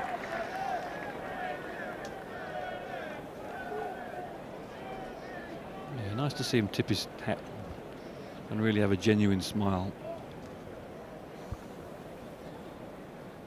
What do you think he's really feeling like inside, Ken? Well, it was that one hole. Number 6 just absolutely nailed him. He took a 7 there, Tiger. Now Snedeker. This for a 1 over par 5. Had 2 birdies in the last 3 holes.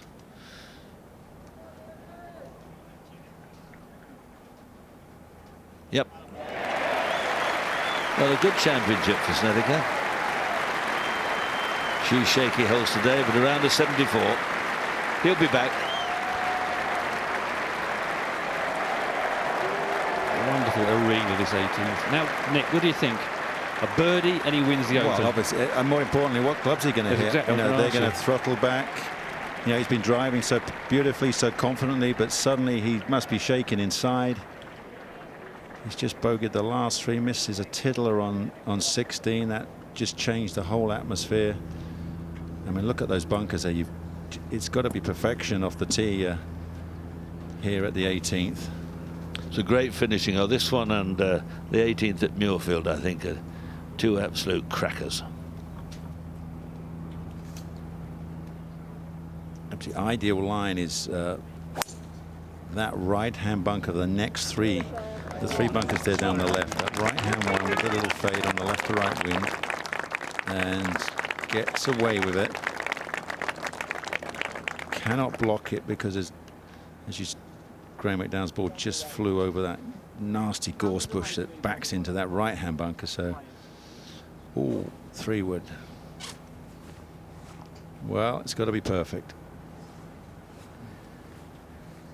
Somehow he's got to gather himself. Bogey, bogey, bogey, and a tee shot like this off the left. Bunkers everywhere.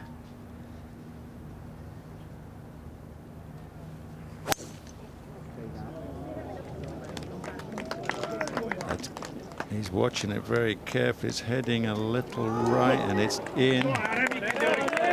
It's in one of the bunkers. Up against the lip, so that's a sand wedge out, a wedge in. Hold the putt to tie Ernie. Wow. Didn't think that about an hour ago.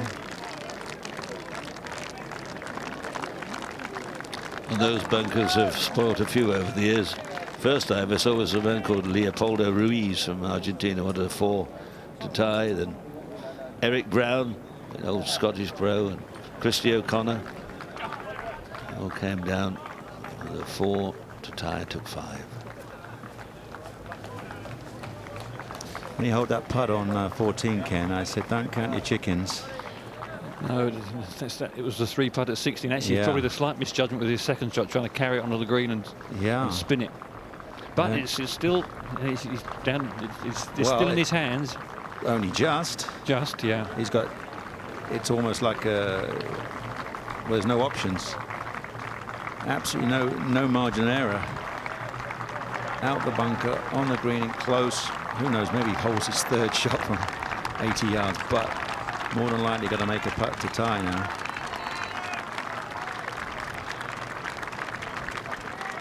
I think Ernie was calling his pilots there, saying, "Yeah, put the plane on hold. We maybe be going tomorrow morning."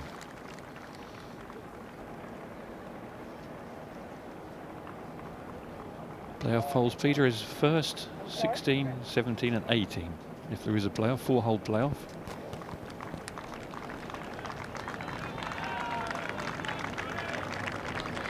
I'm actually surprised he went with 3-wood, Ken, because he brings those 3 bunkers into play down that left-hand side. It really would have been sting that iron right in front of him, short. You know, you got to go left. Going left is better than right or in the bunkers at his 18th here.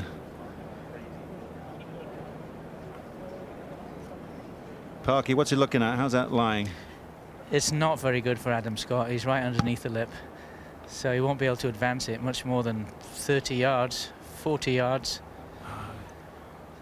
Now I see that graphic, I'm definitely thinking it should have been an iron. Aim at that iron on that far left bunker, hit a nice solid little fade on the wind, just belt it as hard and high as you like, and you are on the short grass. Oh, going out sideways.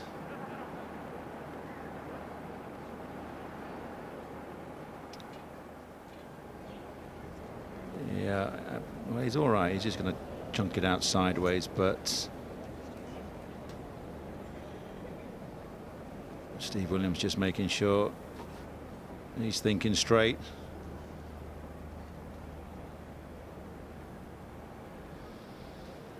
Can you imagine what he's feeling? This is when your stomach is churning like never before.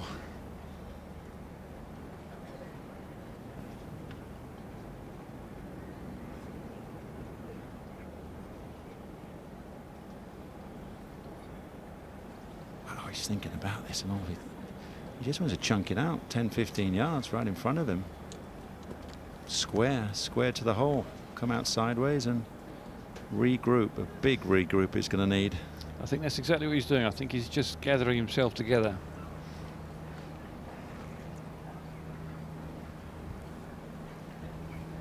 Not a bad lie for Graham McDowell coming out of the rough. 156 yards.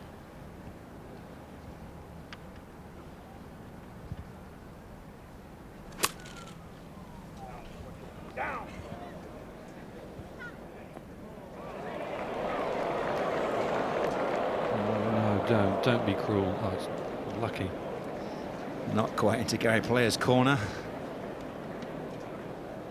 Well, just a thump. Now he's going to need some serious words from Steve Williams.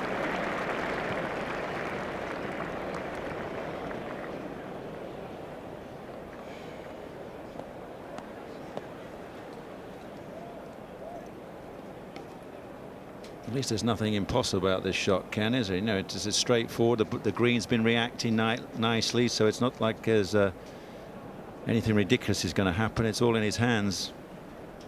Middle of the green, well, I don't want to say middle of the green, little left of the flag, let it drift across. Wants to get it inside 10 feet. Out of our studio, we can see Ernie's still on the phone. Maybe someone's updating him on what's going on, one of his mates.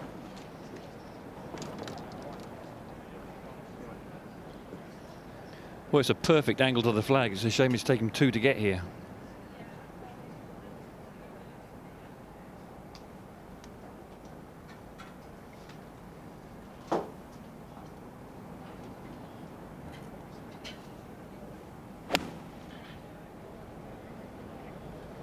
Looks like it. It's trying. It's trying. It's a super golf shot, and there it is, the putt to tie.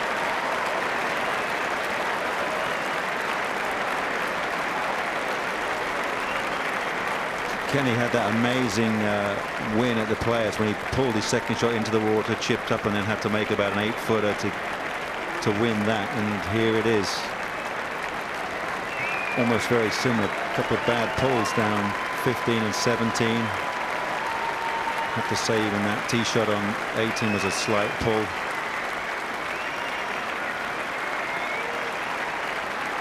He's holed very little today. He's certainly due one. Well, the last good one was on 14.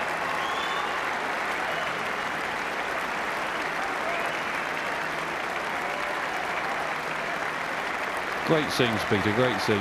I'll live in such a special place. Yes, and in all honesty, I hope he holds the putt, because I don't like to see someone collapsing like that. It doesn't give, certainly doesn't give me any pleasure. But I congratulate Ernie, whatever happens, coming home in 32 on a difficult day. A wonderful homeward 9. Or we have to wait for McDowell to chip up from the back of the green. This is a funny little putt too. It doesn't come as much from the right as some think. It's almost straight. Ernie waiting for the cheers to tell him either be cheers or moans.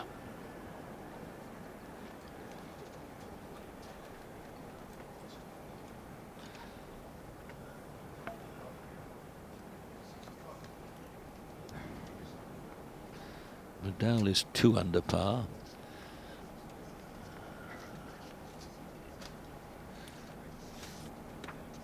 Woods and Sneddon are tied at 3 under par. Luke Donald with that good round 2 under, so he's well up the winners' table. Wonder what he's really thinking. He looks calm.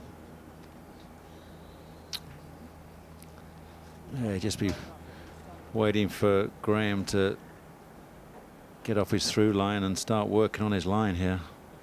I'm surprised he's not having a little wander already, Ken, wouldn't you? I'd be doing the full 360. Yes. Well, yeah, Graham's he needs a bit of space.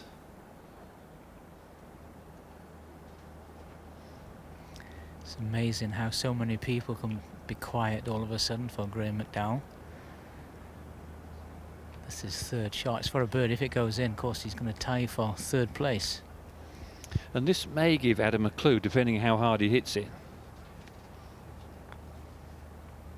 Oh, not sure about that, though.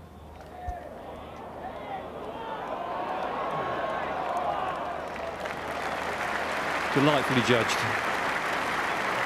Fairly lush fringe there to go through. Yeah, I wonder if Graham will... no real reason for Graham to putt out. This is not... But he thought about it for a second.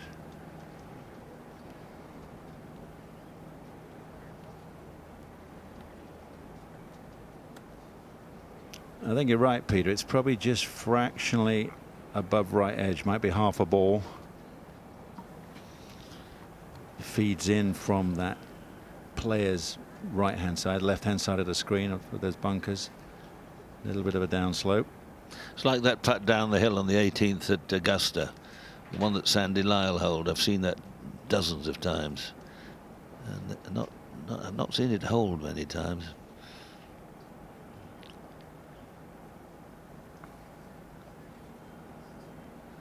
Pace and line. Sounds a bit obvious. Yeah, well, everything's got to be right this time. Everything's got to be stroke, spot on. Breathing. This is it. This to tie.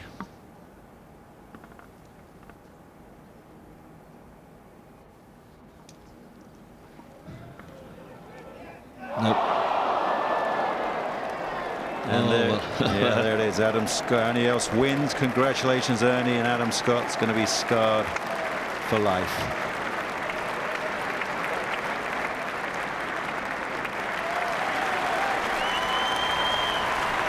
Ernie's the champion, and everyone will face an interview at the end. For some it'll be very painful, and others great elation. That's sport. I had it in the palm of my hand, but it just slipped away.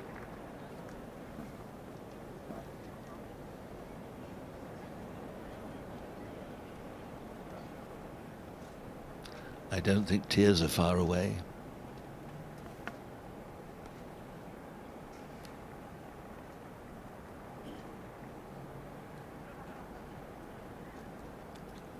Now McDowell for his 4.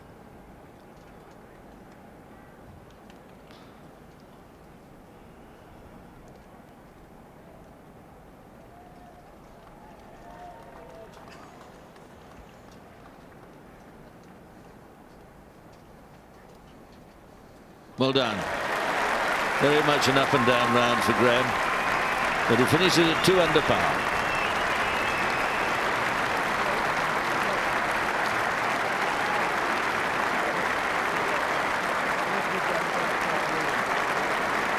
Now Adam goes off to face the Inquisition and wonder where it all went wrong.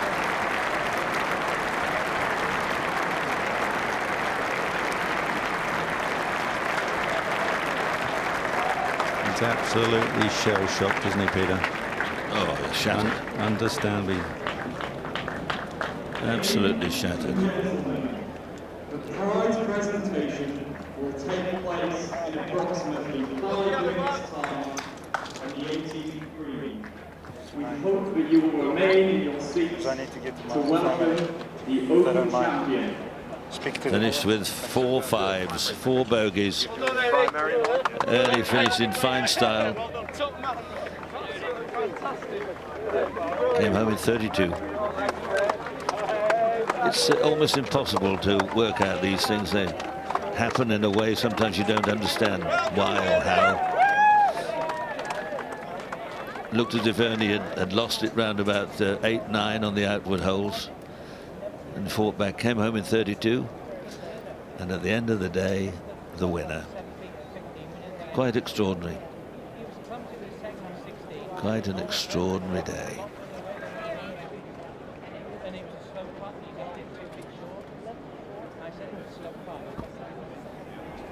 That was Ernie's putt at the 18th, never looked anywhere else. Good 12-14 footer. Well held, Ernie. Great stuff. I would have kept that ball, Ernie, and put it on a plinth and put it on the mantelpiece at home, but there we are. Zach Johnson, not to be his day. He'll find it hard to find the right words, I'm sure. Quick chat with Ernie.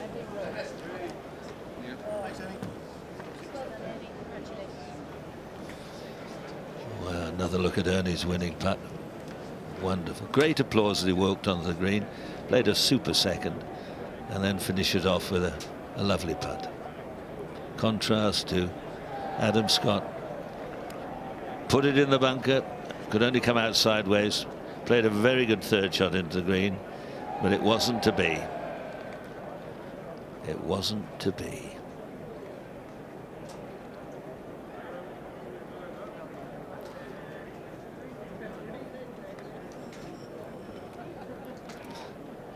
Ernie Els, who perhaps thought he was coming to the end of his career, suddenly finds a bit of magic. And let's hear what Ernie has to say. Ernie, many congratulations. You look as if you can scarcely believe it. Do I? I mean, I'm a little numb at the moment. First of all, I feel for Adam Scott.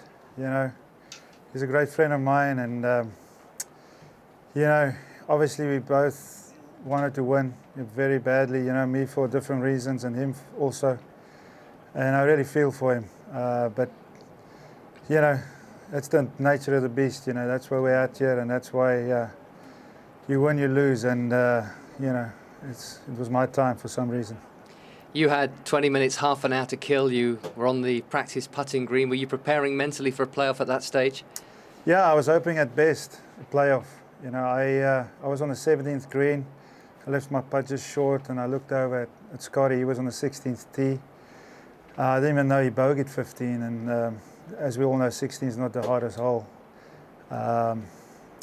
So yeah, I mean, then I birdied 18, and I stood on a putting green and basically just heard what happened. I couldn't see. And this is what you've been waiting for, isn't it? Your second Open Championship. You're now a 4-time major champion, and many people thought that they would never live to see this day. Yeah, that's true. You know, I think a lot of people, you know, I mean, a lot of people, you know, never thought I would win, and I started believing this year. Had a lot of help from a great team, you know, all the way from my family to the professional people around me. You know, just amazing help and amazing people around me. You've got an old friend to be reacquainted with, Ernie. We'll go and let you get the old claret jug. Thank you very much indeed, and many congratulations again. I appreciate it. Thank you very much. Thank you. How are you feeling? Well, I'm pretty disappointed because I had it in my hands with 4 to go, and you know, managed to hit a poor shot on each of the closing 4 holes, which cost you bogey on, and that's what happens on a course like this. I'm very disappointed, but look, I played so beautifully for most of the week. I certainly shouldn't let this bring me down. A run of 3 bogeys that didn't help you at all, did it? No, not at all. I mean, you know, really the 16th hole hurt, missing that short putt, but surprisingly I was incredibly calm for most of the round, and I still feel calm, and I hit a great shot into the last and felt like I could roll that in and get few extra holes, but it wasn't to be, and that's golf, isn't it? It certainly is. It's a tough game, but I know you've made Australia proud. You've given us some great entertainment. Thank you very much. Thank you. You know, you asked me some deep questions. Well, quite a few people lost for words, I fear.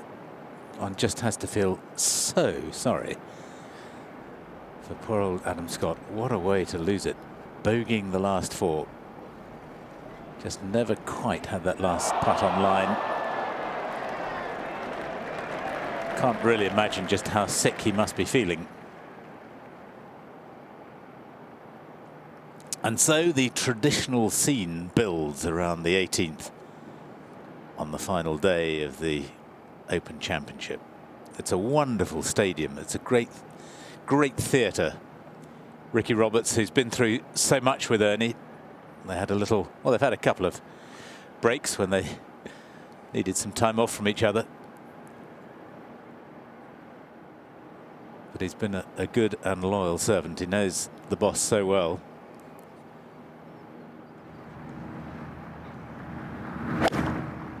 He just birdied the 14th. Hit a beautiful drive down the tough 15th. And then did that. And that's quite a long way off beam when you've been striking your irons so well. Then on the pretty easy 16th, he's been knocking them in the middle of the hole. And as Nick Faldo said at the time, that's just nerves.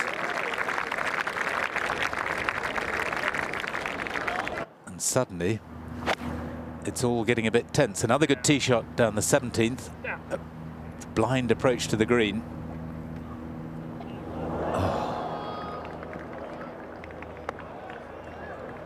And then they hear the enormous cheer. He knows that Ernie has made a birdie down the 18th.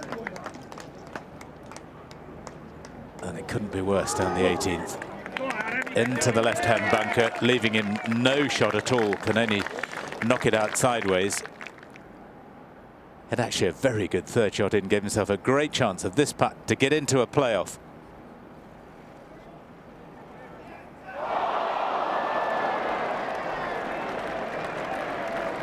So many people felt it was his time.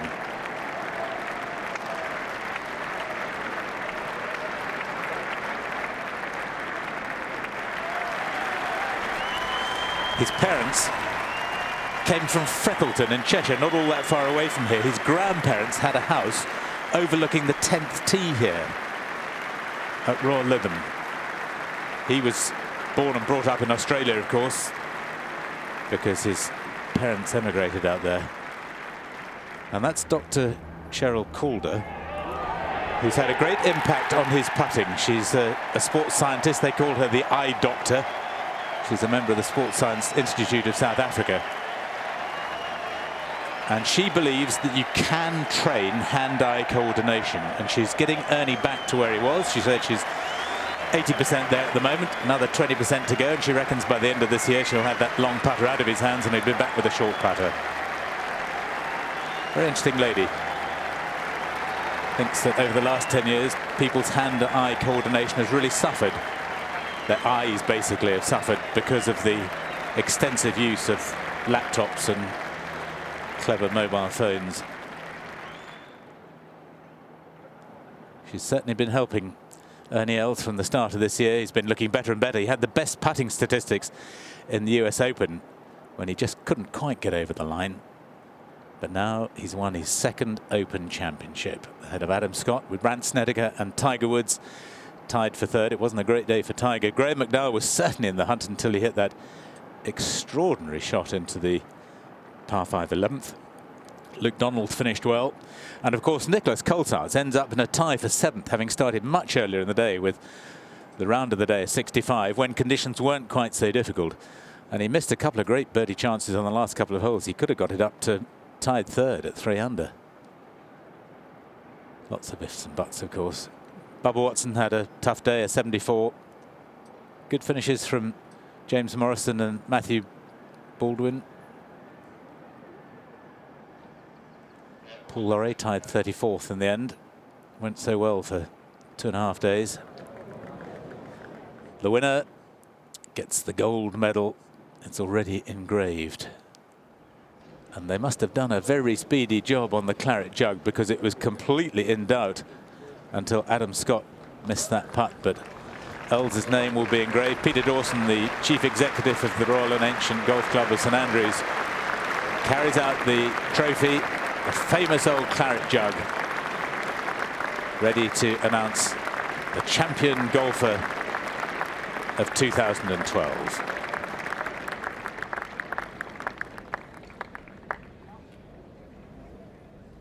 No silver medal to be presented this year because no amateur made the cut.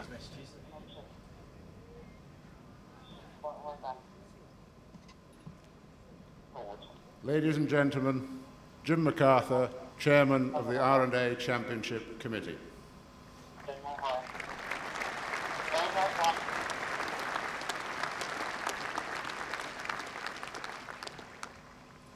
Ladies and gentlemen, welcome to the presentation ceremony for the 141st Open Championship, the 11th to be played here at Royal Lytham and St Anne's. The course has once again proved itself a true test of golf, and I would like to take this opportunity to thank the club for hosting the championship and for all the help and assistance we have received.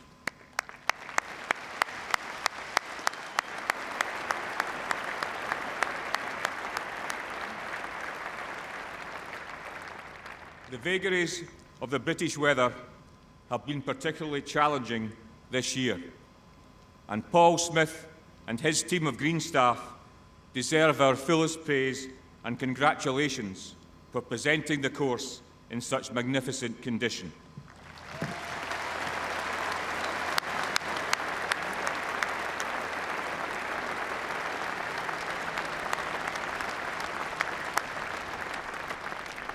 They have done an outstanding job.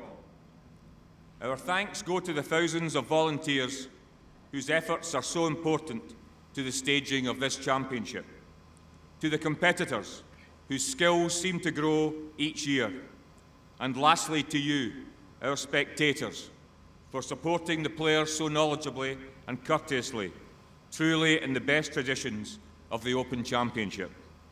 Thank you all for being here.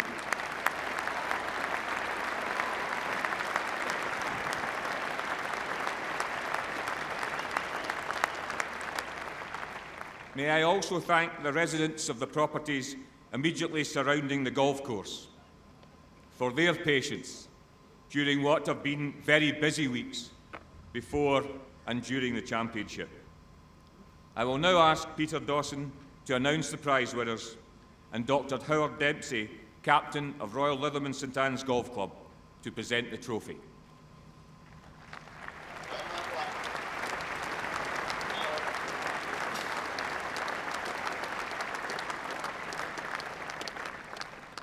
Ladies and gentlemen, runner-up and winner of the Silver Salver is Adam Scott.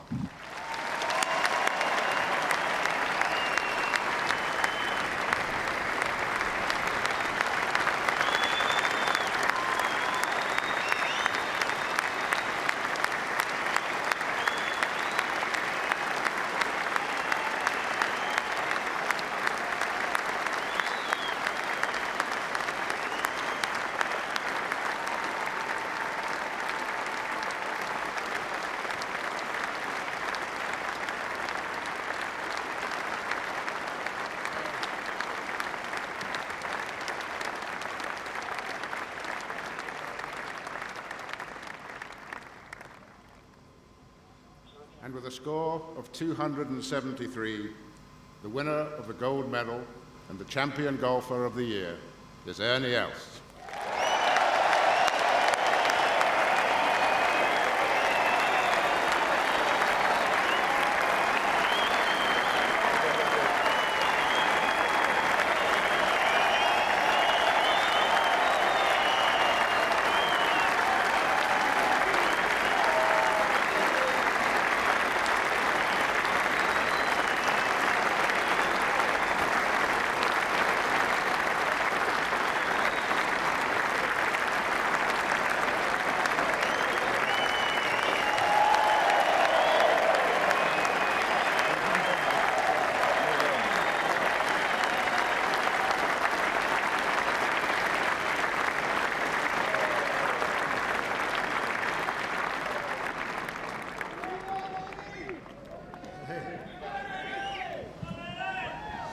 Well, first of all, I feel for my buddy Adam Scott.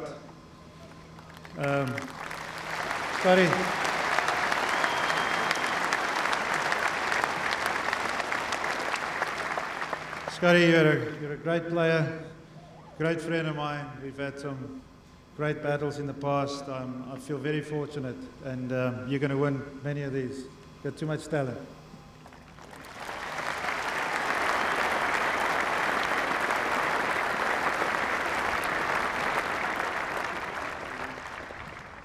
Mr. Dawson, RNA, thank you very, very much for an unbelievable week again.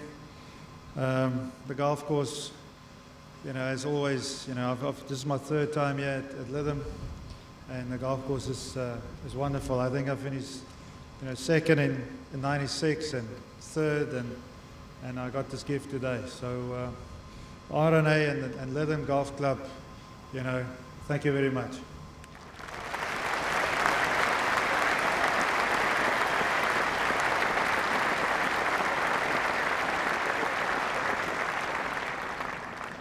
You know, I had a lot of support this week, but you guys got to ask yourselves the question, were you just being nice to me, or did you actually believe I could win?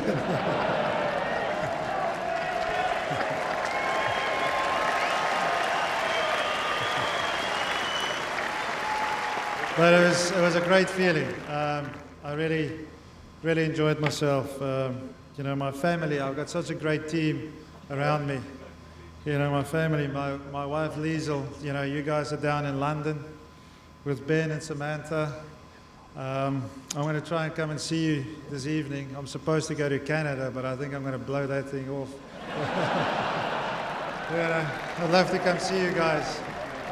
I maybe get to Canada on Tuesday. You know, my great friend, yeah, I've got to thank, obviously, first of all, you know, President Mandela, who's been such a great influence in our country. We have... The 11th to be played here at Royal Lytham and St Anne's.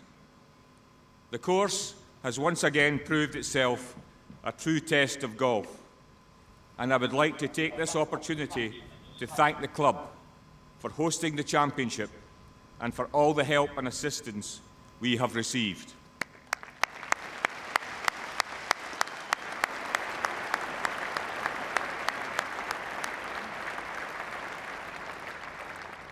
The vagaries of the British weather have been particularly challenging this year, and Paul Smith and his team of green staff deserve our fullest praise and congratulations for presenting the course in such magnificent condition.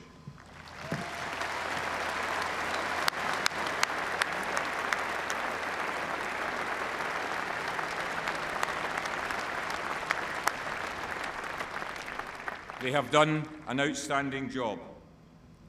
Our thanks go to the thousands of volunteers whose efforts are so important to the staging of this championship, to the competitors whose skills seem to grow each year, and lastly to you, our spectators, for supporting the players so knowledgeably and courteously, truly in the best traditions of the Open Championship. Thank you all for being here.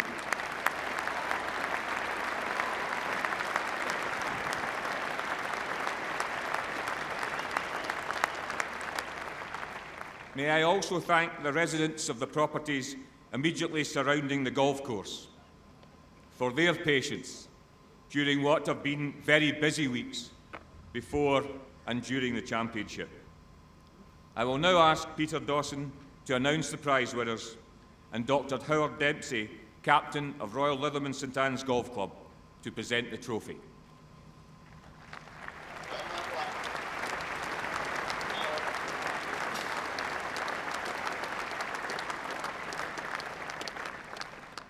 Ladies and gentlemen, runner-up and winner of the Silver Salver is Adam Scott.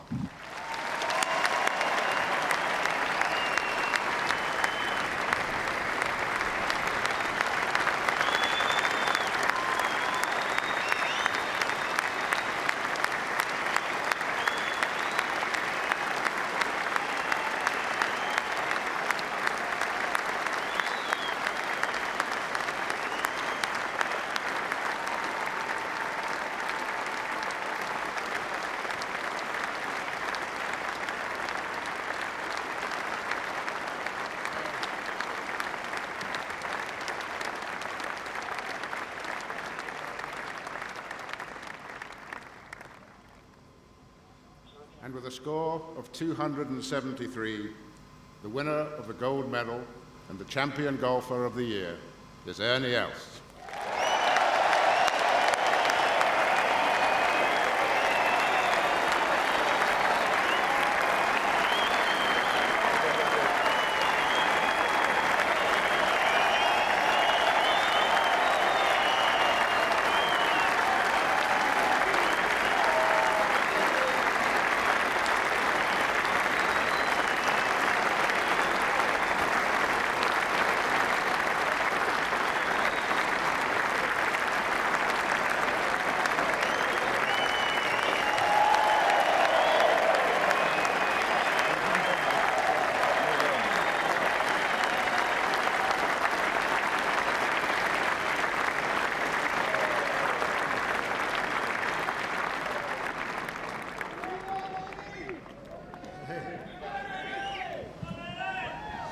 Well, first of all, I feel for my buddy Adam Scott.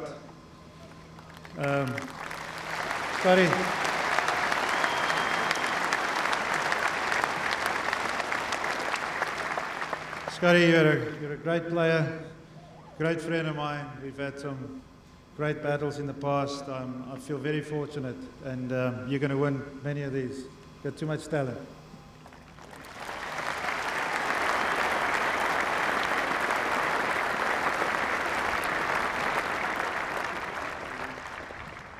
Mr. Dawson, RNA, thank you very, very much for an unbelievable week again. The golf course, as always, this is my third time here at Lytham, and the golf course is wonderful. I think I finished, second in '96 and third, and I got this gift today. So, RNA and Lytham Golf Club, thank you very much.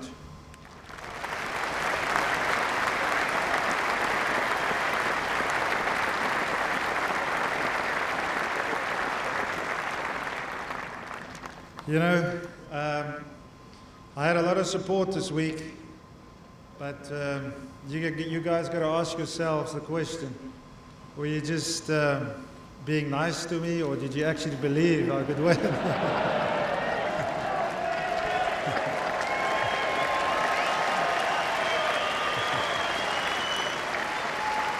But it was a great feeling. I really enjoyed myself. My family, I've got such a great team around me. My family, my wife Liesel, you guys are down in London with Ben and Samantha. I'm going to try and come and see you this evening. I'm supposed to go to Canada, but I think I'm going to blow that thing off. I'd love to come see you guys. I maybe get to Canada on Tuesday. My great friend, I've got to thank, obviously, first of all, President Mandela, who's been such a great influence in our country. We have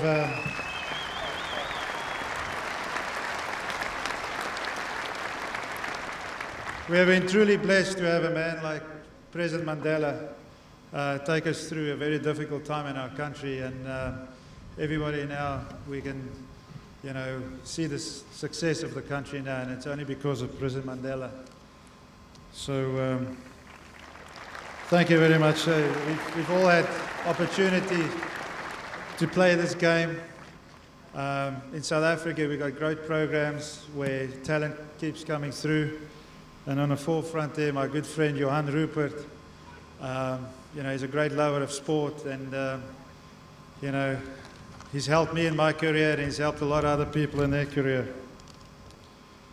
And then my other guy, my Ricky Roberts, I know he looks 60, but he's only 48. We've had a lot of up and downs, and we're obviously on a great wicket right now. He's a great friend of mine. He's like a brother of mine. And without his help, I could never have done this. I mean, Claude Harmon, Cheryl, actually, when I met her, I saw her in January, she said we were going to win a major this year. And I said, I thought she was crazy. And here we are right now. So a great team behind me, around me. And you guys, thank you very much. All the South African support, local support, Thank you very much. Already good job.